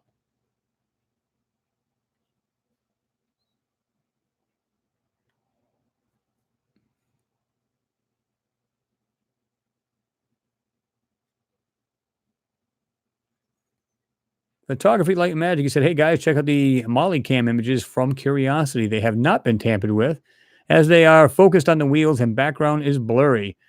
There are some interesting goodies on the images. Have you ever noticed that photography?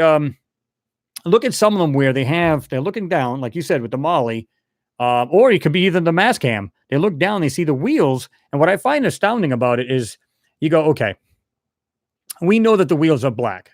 I mean, it's not a secret, right?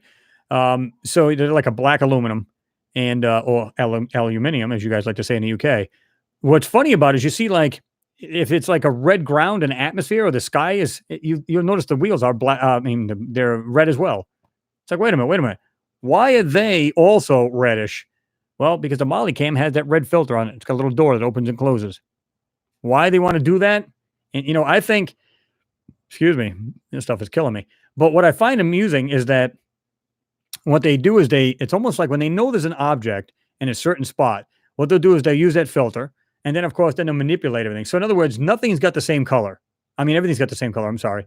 Nothing has its own individuality color. It's not individual. You don't see like this is black, this is white, this is green. Everything's red. So it makes it easy for them when they do manipulate it that they can fudge it out and everything. So it's already the same color. Everything's the same color. And then they just fudge it out. Now, then there's times you see everything crystal clear. Like you said, on the Molly cam, they'll be like next to the wheel and you see like rocks. Wheel's completely black. And maybe there's nothing there to see at all. It's just simple rocks on the ground. But yet it's more of a reddish soil, but not as red. And you can see where they've run over some of this rock where it's broken in half. You can see the rocks are like a concrete color, right? They're like this whitish, grayish. Yeah.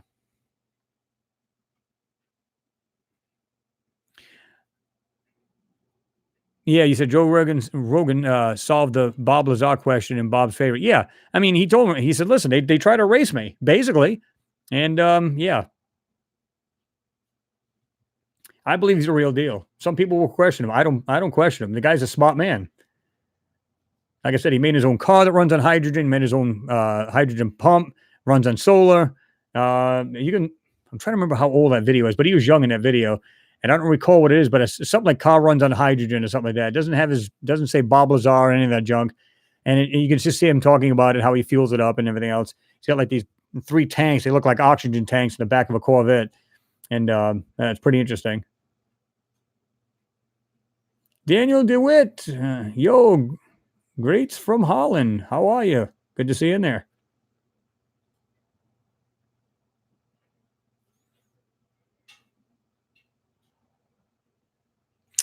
Black Betty, you said scientists from Belgian University have built a solar-powered machine that can turn urine into drinkable water. Well, basically, believe it or not, they actually do that now. They do that on the ISS. At least they were doing that one time. Now, whether they're still doing that, I don't know.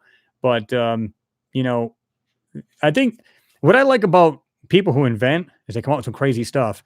And sometimes, let's say you build something, I build something, then you put them both together, come up with something phenomenal. And as long as people continue on researching and building and inventing, that's what comes out. That's pretty cool. I like the idea of that.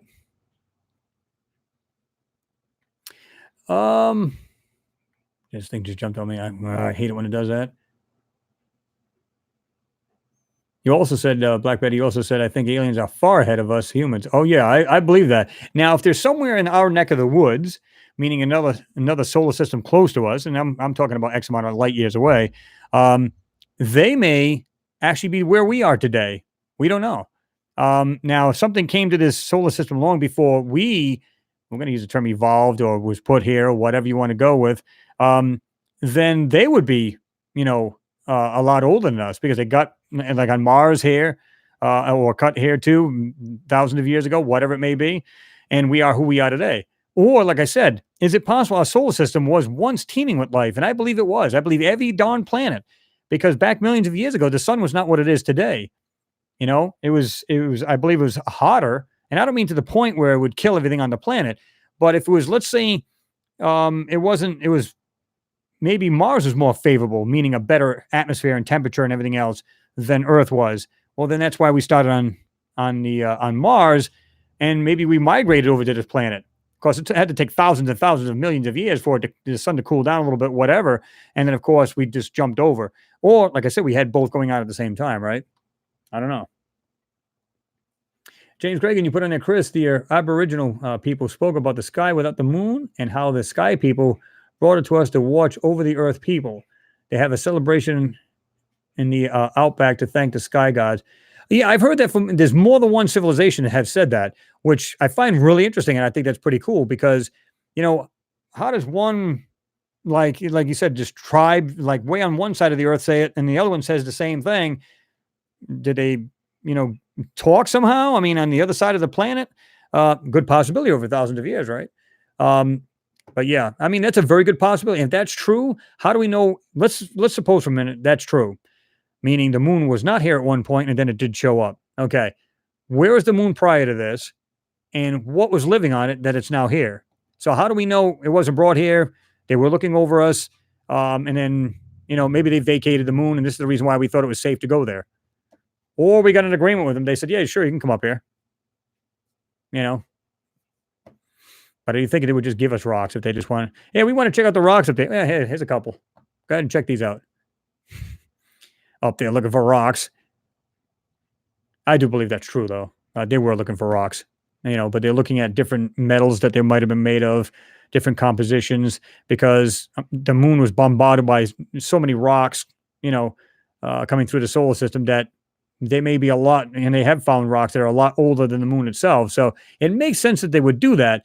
But why they're really there, it's not just for the rocks. I guarantee it.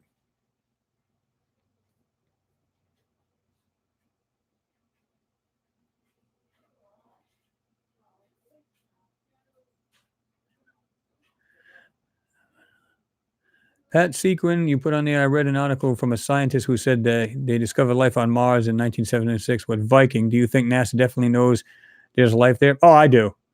And if there isn't life on there right now, well, I mean, unless there's organics, which I believe there are, even if there isn't, they knew about it. They definitely know there was or there is. There's no doubt in my mind. They're not there, like I said, just taking little pictures up there just to dance around on the I was going to say the lunar surface, but on the Martian surface, no, the lunar surface. Yeah, I strongly believe they knew exactly what. That's why there's a big bum rush. Look at all the countries wanting to go there now. Russia's there now. India. They're all going there. Everybody's going there. Just like I said, just put on the missions to Mars and just look. I had one years ago. It was on when I lived in my other house. It was like a round circle. I had all of these little missions between the Soviet Union and everybody else, whether failed mission, missions that actually are there currently working, so on and so forth. And the list goes on. I mean, you're talking about probes that went there in I think late 40s, early 50s, right since then. So it was long before the Viking mission. Why send anything there if there's nothing there to see? And I've always said this: you're not going to spend millions of dollars. And some of these countries are not really super, super rich, and yet they're doing it, and they're going there. They're doing the same thing. Why? Can't they trust what NASA says? It's just a cold, barren planet. Nothing there to see. Dusty. Nothing there. Why do you believe that they're going there? Got to be a reason. Got to be a reason. No doubt about it.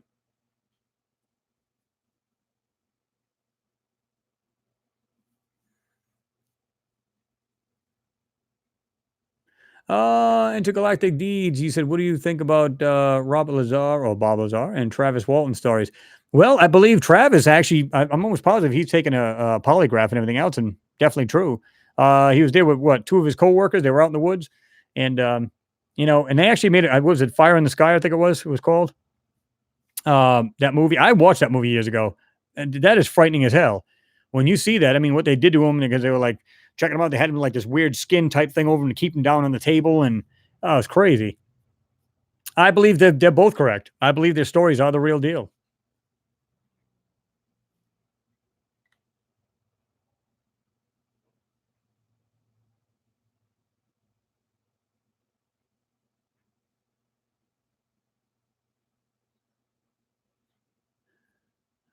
Joe D. Leistra. And the NASA deputy director said there would be a sensational announcement a few years ago and was then, and of course, you didn't finish it. I don't know if it's just too many characters, whatever you're trying to do, but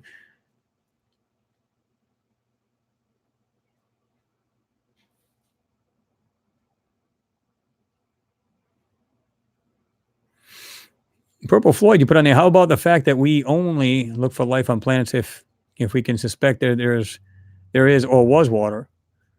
Why do we always rule out the possibility that life in our definition of conditions aren't met? I agree with you. How do we know? I mean, there's creatures that basically don't need a whole lot of water. Period. So how do we know? It doesn't. They think because there's got to be an abundance, of water just to have life. That's not entirely true. You don't. I mean, there's animals and stuff like that on this planet that barely need any kind of water, but they do. I mean, they do require it, but not a whole lot. So God only knows what's on a lot of these planets.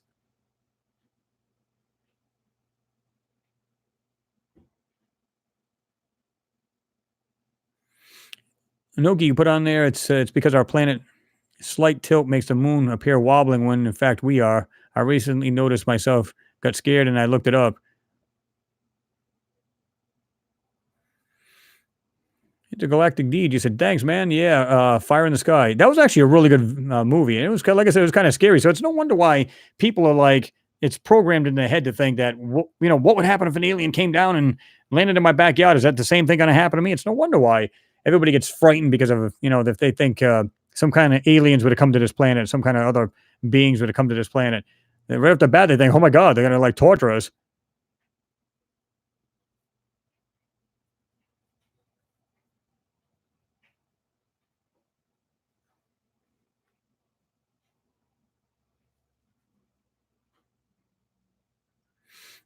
Susie Ann, yeah. Hope they aren't looking for a new home because this one, Earth, is in trouble. Yeah, if we don't correct it, we're just going to end up a dead planet too.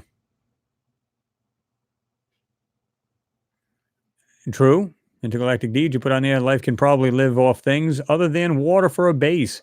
Absolutely. Could be anything.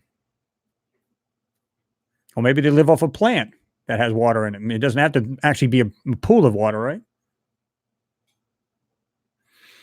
Digger, you said, Chris, what's your opinion on the Phobos monolith? It's there. I mean, now what it is, only God only knows because you got to look at the shadow on there. It's quite tall. Now, of course, you got to go by the actual position of the sun hitting that moon, right? So, but like Buzz Aldrin says, yeah, he says, yeah, wait till they get a load of that. Wait till they see that monolith. They're gonna say, who the heck put that there? And he's right about that. And you know, I think he's seen a lot of things, and that's why he went. He was like a recluse after the Apollo 11 missions, the mission itself. And I think these guys seen some crazy stuff, and I believe they need a lot of psychological help after those missions because I'll tell you what. And I'm not just talking about the Apollo 11. I'm talking about other missions.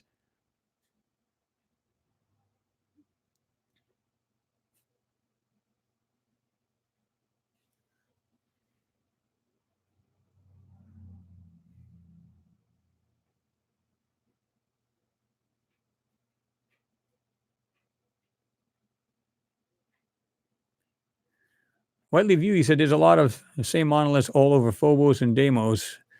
Yeah, I don't know about Deimos. I haven't seen a whole lot of those. I have seen some really odd looking, structural things, meaning some weird things that, but yeah, again, tricks on shadows. But that monolith on Phobos, yeah, that's just like boom. I mean, you can just see that sticking straight out of the surface, big rectangular kind of thing sticking right out. Pat Sequin, you said, is there definitely running surface water on Mars right now? They claim it's under the sand, and but we do have some during the seasons. You can see them coming right down the actual crater walls, and a lot of these big hills that come in. You can see like almost streams of it coming down, and they claim, yeah, it's just a little seepage coming out from the ground. I'm going, okay, I get that, but why isn't the water actually pooling up inside the crater then? Because it's a whole lot lower in the ground compared to the upper part of it, right? So you have to ask yourself, okay, so if that's the case, why isn't it just pooling up inside the crater as opposed to coming down the crater wall?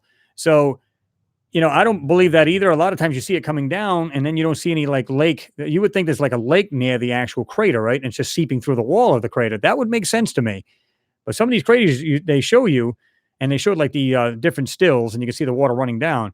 Now, keep in mind, like I've said, the amount of water coming down the side of those inside the walls, that would have to be a lot of water. They're saying they're like 2 to 3 maybe football fields in length coming down here. Okay, as water's running down, doesn't it come down? Doesn't it actually soak into the sand or the soil as well?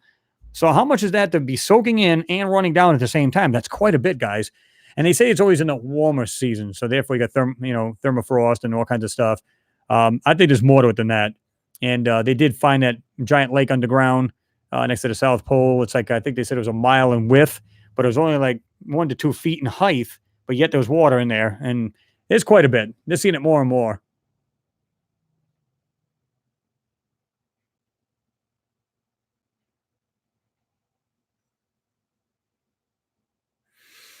Intergalactic deeds. You think HARP can control weather? Yes. Like I said, back in the day, I think it was, trying to remember what it was. They started off, it was supposed to be topography. Basically, it's a radio station, right? It just transmits and it hits off the ionosphere, comes back down. And what it was supposed to do was supposed to be topography to find oil. That's how it started off anyway.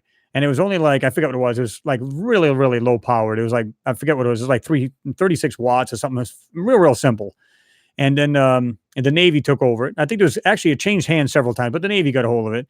And then I think they actually just said to heck with it now. I think that's kind of like, that's not being used. But now I want you to envision, running thousands and thousands of watts. I forget what it is. I don't know if it's 20,000 or 20 kilowatts or 30,000 watts. I forget what it is now. I forget what it was at last time before they shut it down, right? Because now I think it's for lease now. But at one point, if you're into radio at all, you'll know exactly what I'm talking about. We talked about this before. Even if you use a business band radio, and if you were on 151.800 megahertz, if you were to put that radio in front of you, which is fine, but put the little rubber ducky in the back. In other words, there's a little rubber antenna that sticks out in the back of it and transmit it. What will happen is you'll feel your face get extremely hot. The radiation just hits you right in the face, right? Now I want you to envision 30,000 watts. You got a radio that puts out 40 watts, and you're feeling that. Now 30,000 or, X amount of watts. Well, now you aim that at the stars, or you can actually point it towards space. But if you're hitting it towards the ionosphere and you're bouncing it off, you can literally control that because it's a steerable array. You can actually, depending on which antennas you're using at the time, you can actually steer that in different directions. Now, if you heat up clouds in the atmosphere, or just heat up the atmosphere, period, you can actually control weather.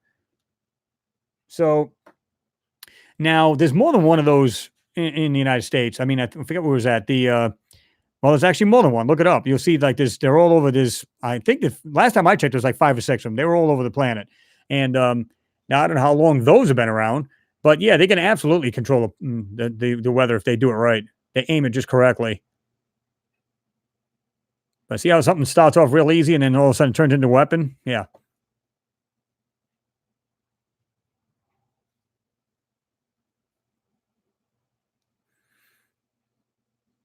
Ellie Biter. I'm sorry. I didn't see it in there. There's a couple people. This thing keeps jumping, man. So my apologies. He said Chris didn't notice me today, despite me trying. Again, my apologies. Just get those articles on the new Saturn moons detected to him, and 20 of them. Um, yeah, like I said, I mean, this has been jumping up here. So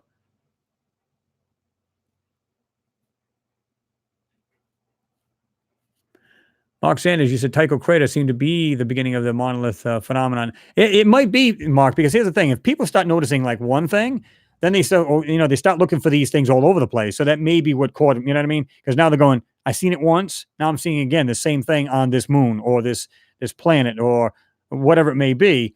So they're starting to see it more and more, and they're starting to find out if people would just look at it this way. Again, and I've done this myself. I'm just as guilty. I've looked at some of these things, and when I first started doing research, I'm saying, I don't see any kind of structures. I don't see anything these people are talking about on the moon. I don't know what the hell they're talking about. And because I assumed that they build like us, that's not the case. They're not like us at all. There's a lot of similarities, but they're nothing like we are. They're nothing.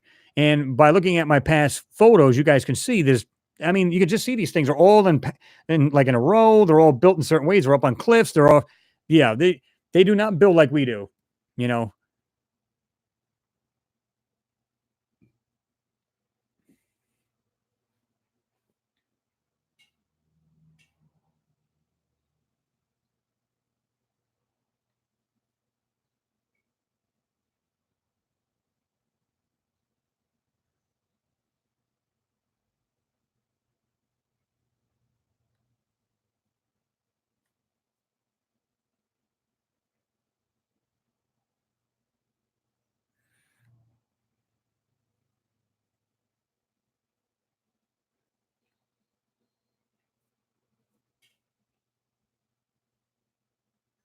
Yeah, let me go back down this. I just want to make sure I didn't miss anybody here.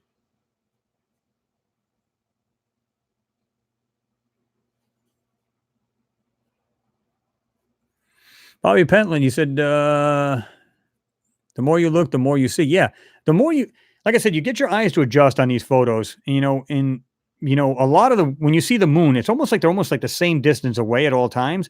And then you see these, I'm just seeing craters. But then when you start to look at the little bitty parts in between, because there are craters there, of course. But I mean, you start to look at the little things in between, and you start to see these little roads and little things going. You go, wait a minute, And once you get your eyes adjusted, you can't unsee it. You just can't. They're just there.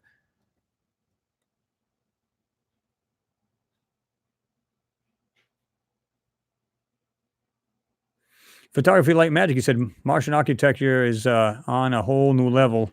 Stunning. Yeah, absolutely. I mean, like I said, if you guys haven't seen that movie, like I said, Stranded from 2001, it was like I said, it was really really cheesy. It was real low budget kind of acting and stuff.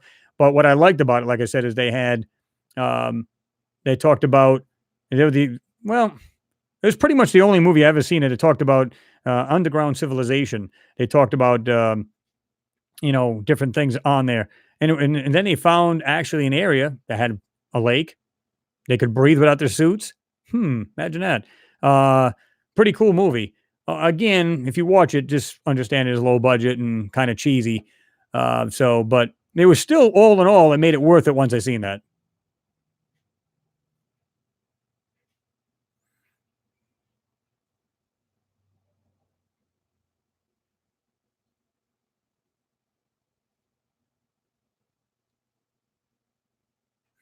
Noki, you said, although liquid water may exist temporarily from time to time when circumstances allow, no large bodies of water exist on the surface of Mars. The atmosphere pressure is too low. Well, that's what I used to think. And like I said, they talked about the North and South Pole, right? Now, they claimed that the poles were nothing more than carbon ice. Now, what had me, baffled about this is that they said, well, because there's no atmosphere, and it's still to this day, it's losing it. It's almost has no atmosphere at all, right? So, but they do say there is a lot closer on the ground. There is an atmosphere. There's a water cycle. At least when I first started hearing about this, I'm going, okay, I'm confused because if you look at the Google images, right, you see it's the same way like Earth is. You'll see the caps shrink during the summer or the warmer seasons, and of course they grow. Well, ours grows because we actually have water and stuff like that, and you'll get water ice as well as some carbon ice. So you'll get the both. Now they were saying it's just carbon ice. I'm going, wait a minute. Now, they do say you get it because of atmospheric pressure or the pressure itself, and that makes absolute sense to me. But I went, wait a minute, but we have a water cycle on Mars. And I started to piece all this together. We have a water cycle. We have, there's water definitely in the soil. So, you get the ground gets hot enough, which people will argue because they go, well, it doesn't get hot like Earth does. Why? There's no filter. If there's no atmosphere, then there's no filter. So it can get just as hot, I believe, on Mars as it does here on Earth, if not hotter. Now, once the sun goes down, or because the actual it's turning, it's rotating, then it plummets like hell because there is no atmosphere to keep the radiation. You got radiational cooling, so it gets cool very quickly at night. Now, going back to the poles, then I said, no, there's got to be water ice there. And where does this water go when they say it sublimates? Now, in other words, it just turns into a gas and it just goes out into the atmosphere, into the air. Okay. Well, there is no atmosphere. So even if that's being sucked out into space. So in other words, once the carbon ice melts, sublimates, turns into a gas, disappears. Well, what's putting it back there every colder winter? Well, they say, again, because of the pressure. Well, now, within the past few years ago, they said, well, now we found that there's water ice on there. So, and there was a big write-up, and I did this last week. You can go back to my last one where there was I think it was a father and son. They were looking into these, and they questioned NASA about the pressure and the actual weather station that's on the Curiosity, and they questioned about the pressure on Mars, and it's totally wrong. When they mentioned it to NASA, well, they had to redo their numbers, and now they've changed the numbers around. So, and they said even when there was a time when they had this huge dust storm, they showed the said opacity as far as like the sky and everything else, and it said sunny. So wait a minute, hold on, what gives? On that day, you said there was a huge sandstorm, but yet it was sunny out. So they questioned him about that. Well, they kept backtracking and then, no, okay, wait a minute, we got to keep up with this thing. And I don't think they expect people to be paying attention to this stuff. And then when they do, they feel like they're backed in the corner. So they change their views or they change their numbers and so on and so forth. So, yeah.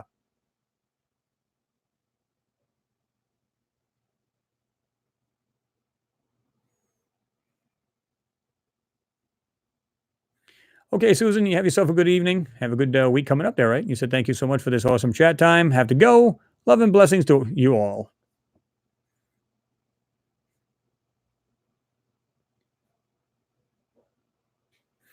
Photography, light, and magic. If there's radiation on Mars, why has it not fried Curiosity's electronics? Anybody? Well, I'm thinking that they're probably insulated to that because first of all, you got to have this thing transported from Earth to Mars, so you're going to have the solar radiation anyway. Um, so I believe it's probably insulated towards that. Now I don't know if you're talking about the radiation that was on Mars with them two, huge explosions, or if you're just talking about solar radiation. But in any case, either way, you could bet it's shielded.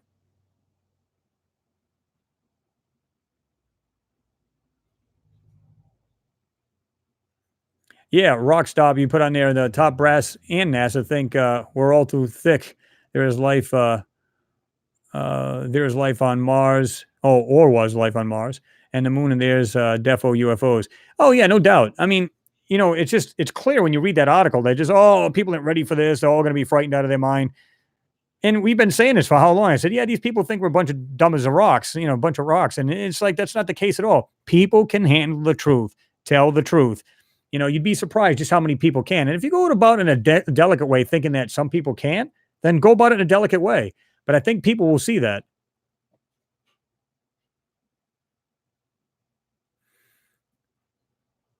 Okay, Josh did Lester. Again, I'm not sure if I'm pronouncing it right. Sorry, 1 a.m. Have to stop early this week. Until next time, you all love this. Great having you on there, man. Have yourself a good week coming up there, right? Don't work too hard.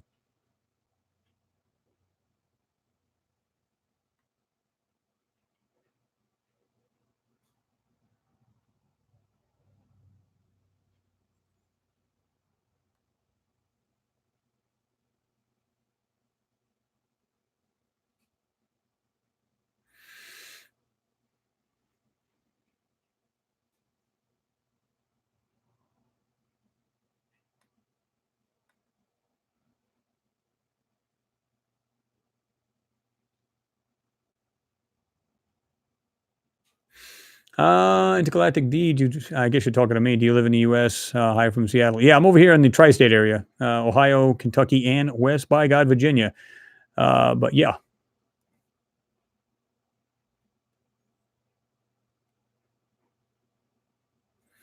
Renee von Oosterhard, you put on the hello, Chris. Everyone on the chat. How is life? All right, everyone. Good here, man. Hope everything's good for you.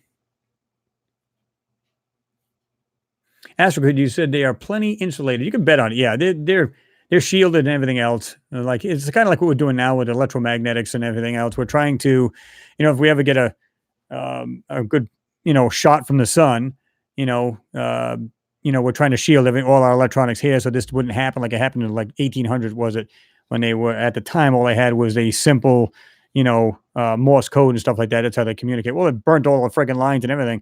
You can imagine if you had some kind of blast from the sun today, basically an EMP, that it would fry everything, man. It would be basically put us back in the caveman times, definitely put us back in the dark ages.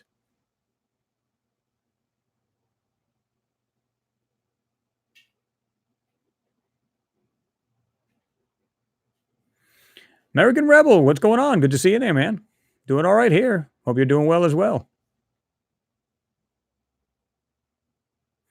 George Mayer, you're here as well. Hi, Chris. And all better late than never. Absolutely.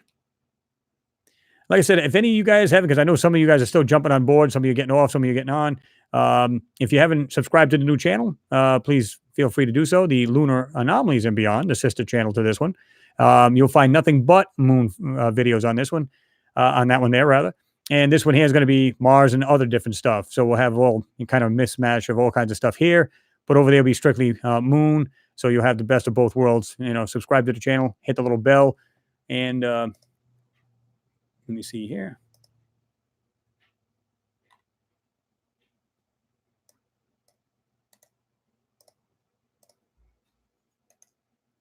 Guys haven't been there yet. There's the link. Just dropped it.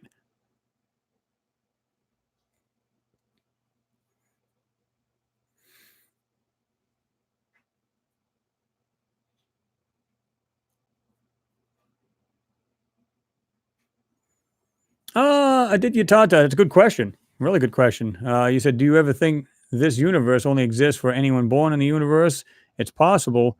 There's an entirely different universe where we may exist as well. Well, you know, yeah, I mean, there's a lot of people that may believe that. In other words, there's supposed to be like 11 or 12 dimensions now. So is it possible, dimensionally wise, that, we're in a different dimension altogether, right? And that's possible. At least a lot of scientists believe that. Now, there's no way I can do that and check that out, but a lot of scientists believe that. So we may be on a whole different level and a whole different dimension as opposed to some of the others. They say, like, in other words, you could be sitting here and somebody's in another dimension right next to you and you never know it. So is that a possibility?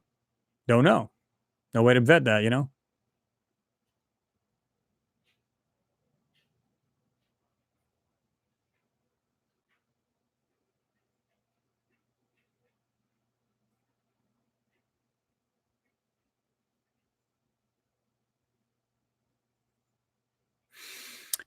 Power play in 1979. You said, hi, Chris. How come nobody has zoomed in on any of the towers on the moon yet with all of the top equipment they use, telescopes and cameras, all the towers on the far side?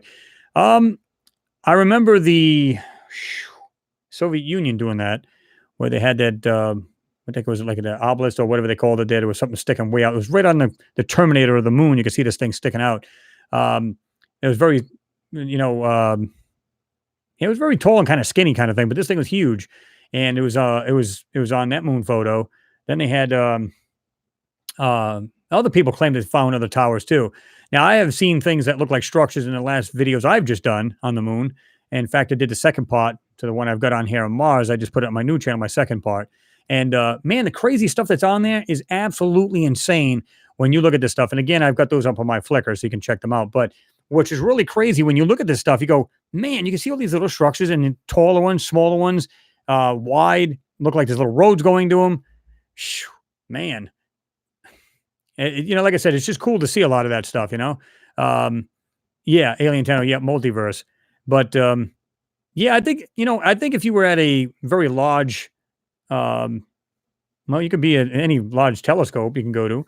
Um, if you went there, I don't know if they'd actually let you look directly through it, or you had to be on a computer looking through it.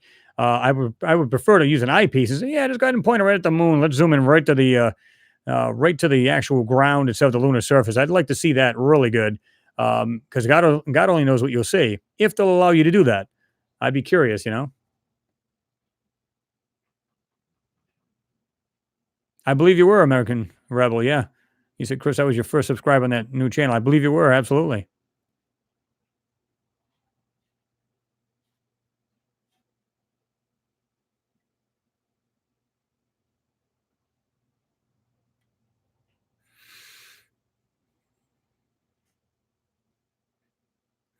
Mark, I'm really not familiar with either one of them. I know David Wilcox. Yeah, I mean, I know him about him a little bit. I haven't really researched it enough to actually give you an answer to that. Because you asked, "Hey, Chris, what's your take on Corey Good's narratives and David Wilcox antics?" Truthfully, I don't. I haven't really looked into them, so I really can't give you an honest answer on that. Phil Cox and daughters Jessica and Kelsey Brown. You put, I filmed a black cloud yesterday, and it looked like it was alive and active, trying to cover the sun. It was strange to say the least. That is pretty weird, huh? But you notice how they just happen to be there, like a nice full moon, like it's like, I mean, talking about like a giant moon kind of thing, and you got like it just happens to be either, um, you know, you get all these contrails and chemtrails. You just happen to be just like spreading out just to cover the moon. Got things that going on with the sun. Somehow it gets cloudy. Now I'm not saying that's all the time, because it's really not a conspiracy when it comes to that. Because naturally you get clouds, right? It makes sense. But when they're purposely clouding up the sky, that's not a conspiracy. That's an actual fact. Now some people will say, that's not true. Well, there's actually photos that got these giant like tanks in the back of these planes, and you see it spraying out the rear end of them or right out the very tips of the wings. That's not engine. That's actual spray. So you got to look at this stuff a lot more and get into it, and let your own research take you and get your own conclusion.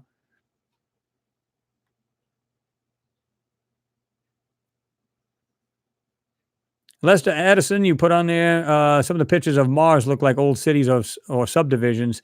Your thoughts? Absolutely. What we're seeing in the photos, it's like it's just undeniable.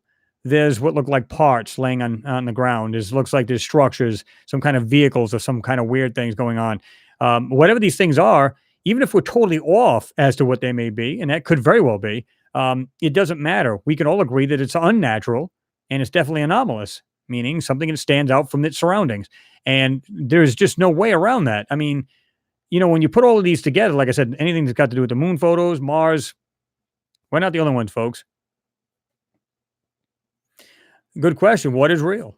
Question is, what is real? You said, and yeah.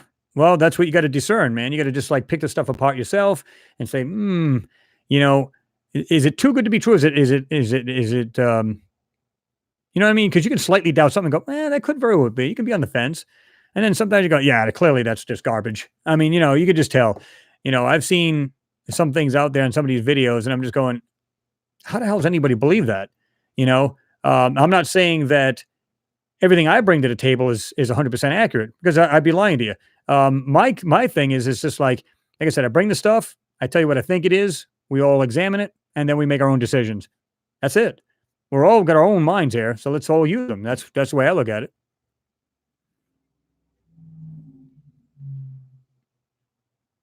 Philip Wethington, you said, hello, Mr. Mars. I was here kind of listening, but I was also doing a lesson on flying Denmark. I guess Denmark. I wanted to say hi. Well, appreciate you getting in there, Philip, and saying hello. Right back at you.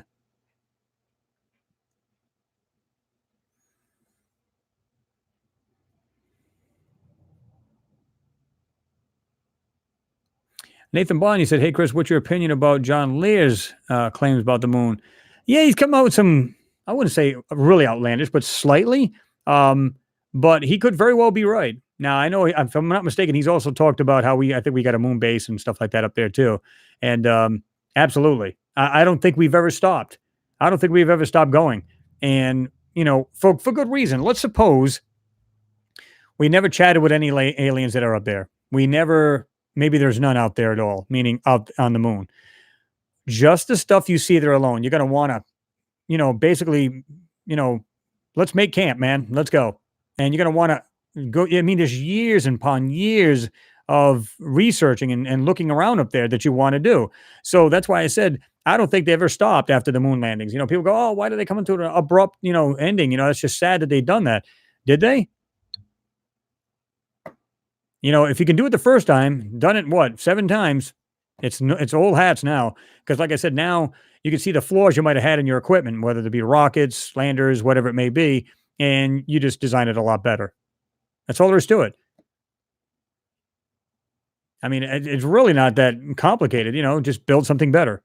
Like I said, I always use the analogy, the vehicle. I mean, back in the 1800s, they were using battery to propel it. Then it went to steam, then a regular engine, regular combustion. And look what we got today. I mean, there's a huge comparison from an old battery, 12 volt that would go, 2 miles an hour to what the hell we got today. So huge comparison. We don't stop. That's the whole point. We continue on. So for them to just go, we're done with the Apollo missions. That's it. Wrap it up. It's a wrap. No, I don't believe they ever stopped. Now, will they ever tell us that? Probably not. We'll probably have to find this out for ourselves.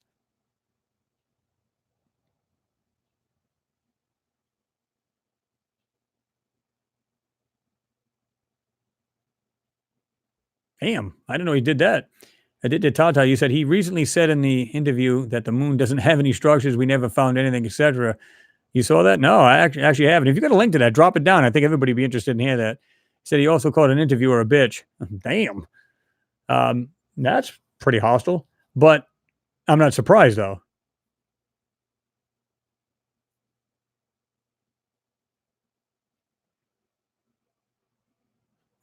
Photography like magic. You said anyone who can't see the evidence, guys, like you have shown, needs to get their eyes tested. I think we are way beyond it, beyond any doubt now.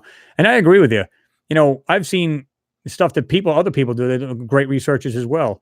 John Ward, Alien Hunter, people like that doing really good work. I can respect the stuff that they do, and they show some phenomenal things. And I'd like to see stuff like that. In fact, I was on Alien Hunter's chat yesterday. I was checking out his stuff, and and he puts a lot of work into these. Some of these videos are like 3 hours long. Puts a lot of work into these things, man. And some of the stuff you see is just phenomenal. Now, a lot of it will be lunar, just lunar. That's it, just lunar ground, and craters and things like that. But there's stuff you just see. Whoa! You actually have to pause the thing and go back a little bit. All right, there's some crazy stuff right there. So, yeah.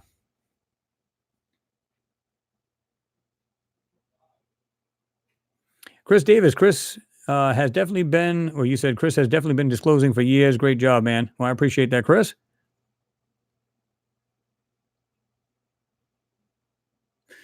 Michigan Mister, you said mining the moon is alive and cooking back then, now, and in the future. Absolutely.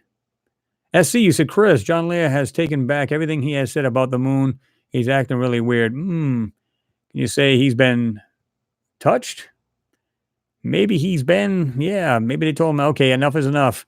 Who knows? It's hard to tell, I mean, maybe it's a reverse thing we're thinking about too. Maybe he was actually shown the truth.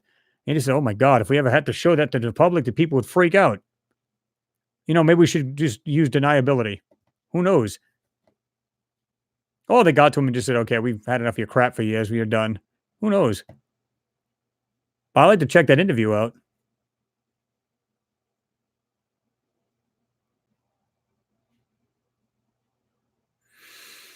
James Hamilton, what are the chances that the humans have already colonized Mars? And if so, why keep it a secret? Well, because they've lied all along that it's a lifeless planet to begin with. So now they would really have some real big time explaining to do. I mean, right? I mean, think about that a minute. Oh, no, there's nothing up there. There's nothing up there. And all of a sudden, oh, yeah, by the way, we've been there for years. And we were just kidding about when we said there's nothing there. So, I mean, to me, it just seems like they would have to do a whole lot of backtracking or something. I think we have, and like I said, we were living on 2 planets, Mars and Earth at some point in time, way back when.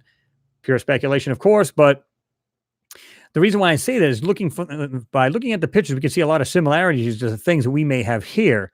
Now, is it possible we were there first, or was it here first? If there was this dual civilization, meaning, Earth and Mars? Is it possible that, which one do we live on first?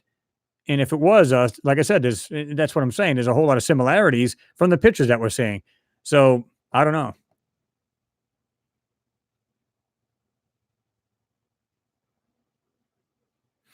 Photography, Light, and Magic. I recommend Alien Hunters channel. There's some mega zooms on the moon that clearly shows mining equipment clears about. Absolutely, and I've recommended a lot of people to Alien Hunters. He's doing a lot of great work. And a lot of times he does the same thing I do. Like, in other words, we get the photos that NASA supplies or whatever, or the LROC. And what he'll do is he'll go in and zoom real big time into them and then go over them slowly. And of course, he does a whole lot of different, photos. And that's what I'm saying. He makes up these long videos but they're well worth it. I mean, when you look at them, you're just going, wow, some of the stuff you see in these things are just crazy. Absolutely.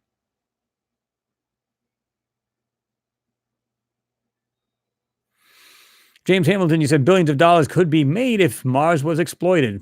Well, that may be the future. It's hard to tell, right? Hey, you like that Astro Kid, Ben Touched?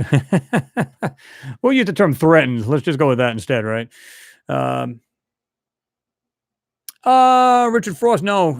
Alien Hunter, like I said, he actually takes like a lot of these photos, whether, like I said, from the Lunar Reconnaissance Orbiter or Apollo mission photos or whatever it may be, like zoom in mostly a satellite or just, the LROC photos, but go in deep zoom so you can have a look at all of the details on it. He does really good work. You should check him out. Goes by Alien Hunter. Yeah, he's pretty good stuff.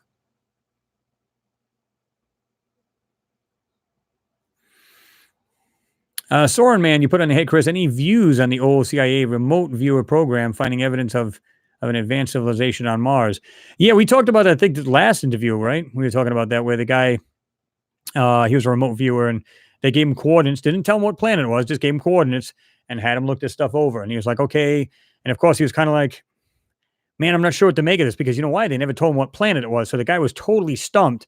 Okay, I'm seeing these tall canyons, and I mean, they're extremely tall. And then they got down, they kept telling him to go to different points, like longitudinal, latitudinal, and they would tell him, go here, go there, saying the same time, but go there. And then they came up to these very tall beings that were there, and they said that there was some of them that were going to another planet to try to find, life, because I guess they were dying there on Mars, which kind of coincides with what it kind of looks like, right? They said they were like starving, they were dying on that planet, so they had a group of them go out and they were trying to find another planet to go to. So pretty interesting. I think it's pretty interesting. Now, whether it's 100% true, I don't know, but it's still an interesting write-up regardless.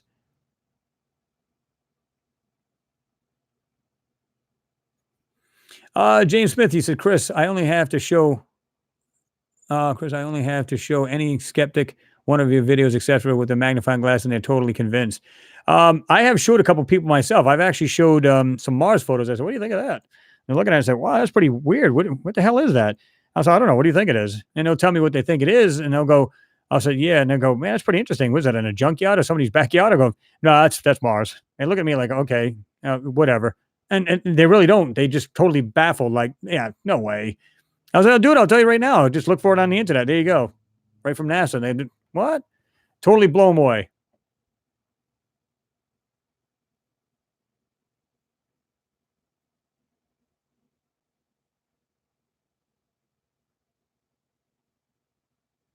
Astrogrid says you're getting off here. Got work early. All wonderful anomalies later. All right, man. Astrokid, thank you for the support and thank you for stopping in. Really appreciate you. And you have yourself a good week coming up there, right? We're going to be doing the same thing, guys. We're going to jump ship because I got a couple things I got to get done myself. We're usually on here like what, till 7:43, at least my time. We're usually there almost 3 hours. It's only been about 2 hours and 15 minutes according to this clock here. But got some things I have to touch on as well. I got to get done. I also got some videos to prepare as well. So look for one like tomorrow or Tuesday latest. I'm going to try to get some of those done.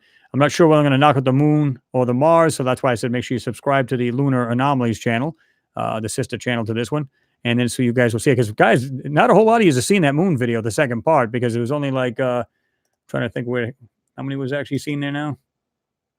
It's only 522 views. And there was a whole lot more on this other one. So a lot of you guys have not seen that. Got to check it out. Pretty cool. I might actually still put some here still because, like I said, because like I said, guys, I don't lie about it. I monetize my videos, So if I put them there and there's not too many people watching it, well, then clearly I'm not going to get monetized for it. I'm not going to, of course, I can't get monetized to it anyway until there's at least 1,000 subscribers. And right now we're at like 4 and change. So if you haven't subscribed, go ahead and do that. And definitely be knocking them more out here too. So, just keep that in mind. Phil Cox, you said, I sometimes ask my girls what they can see in some of these Mars images, and they have seen things I haven't. Children see things different as adults, and that's to be truthful, yeah. I mean, I've done that where I've showed my son some things and kind of looking at him, chuckle at me. I'm going, "Whoa, what's so funny?" And he's looking, he's going, "Hmm." He says, "Is that what I think that is?" And I'll go, "Yeah." I'll say, what do you think?" And he'll say that like pretty darn close to what I've seen. Won't even tell him what it is. I'll just ask him, "What do you think of that?" "Well, that's kind of strange." I said, "Yeah, that's on Mars." And he'll go, "Wow, no, there's no way." I said, "It's right there. It's in their photo." And I'll pull back the photo and I'll show him where it is. It says NASA JPL right there. I mean, there you go. Oh, American Rebel. Yeah, you definitely saw it. You definitely saw the video. Being that you were like the first one to sub to it.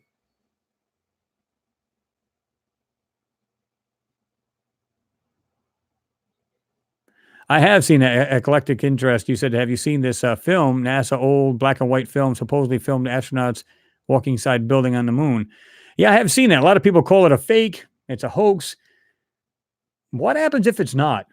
That would be my question. What happens? Because when you look at some of these things, I've shown on where the Apollo astronauts have been standing, you can see what look like frames where they've actually covered it all up. And it looks like something you would see like in that video. That's what's really wild and really, really cool stuff. So is it fake? I would probably say I'm on the fence about it. How do we know they didn't throw this in the mix somehow? Now, this may be totally hoaxed out. I don't know. But if it isn't, then it kind of coincides with some of the stuff I've seen in Apollo photos.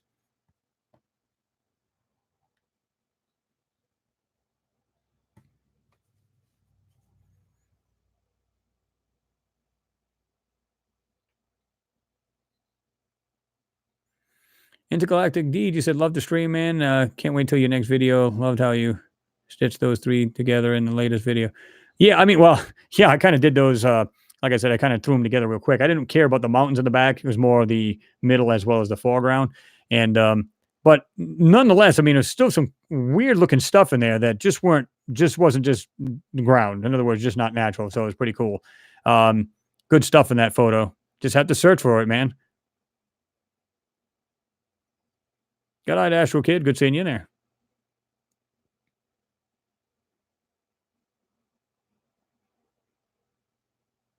Phil Cox said to American Rebel, check out my new moon video. I think you'll like it.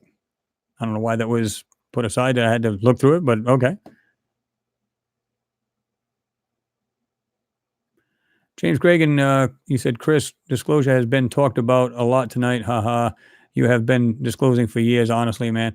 Well, I mean, I've been finding a lot of crazy stuff. And like I said, to me, it's automatic for me. It just, I believe. Now, somebody has asked me one time, is it possible that every single one of these Mars photos are fake? Let's suppose they are. You have to keep an open mind to the fact that they could be, right? Let's suppose they are. I don't believe they are, but let's suppose they are. Well, then they still have to answer to the public, one way or the other. They're lying some way, somehow, and it's just, and I'm not just pulling it out of my hat.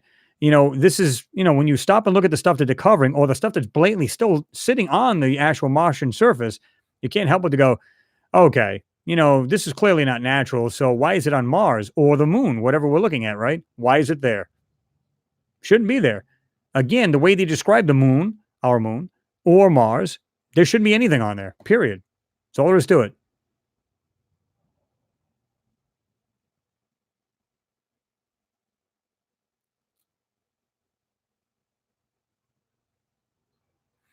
Yeah, Roscoe. Yeah, it was pretty interesting.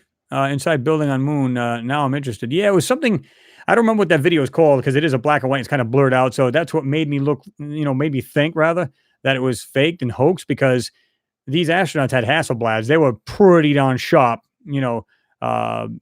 cameras. They were cutting edge back in the day, and they still are. The company that made them cameras. So to me, it just made sense that there was probably a hoax.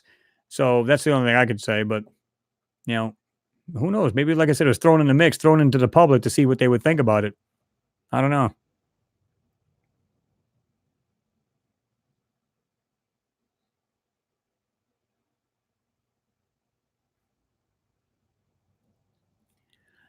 Yeah, yeah, James. You said if they are fake, what is on the real pictures, etc.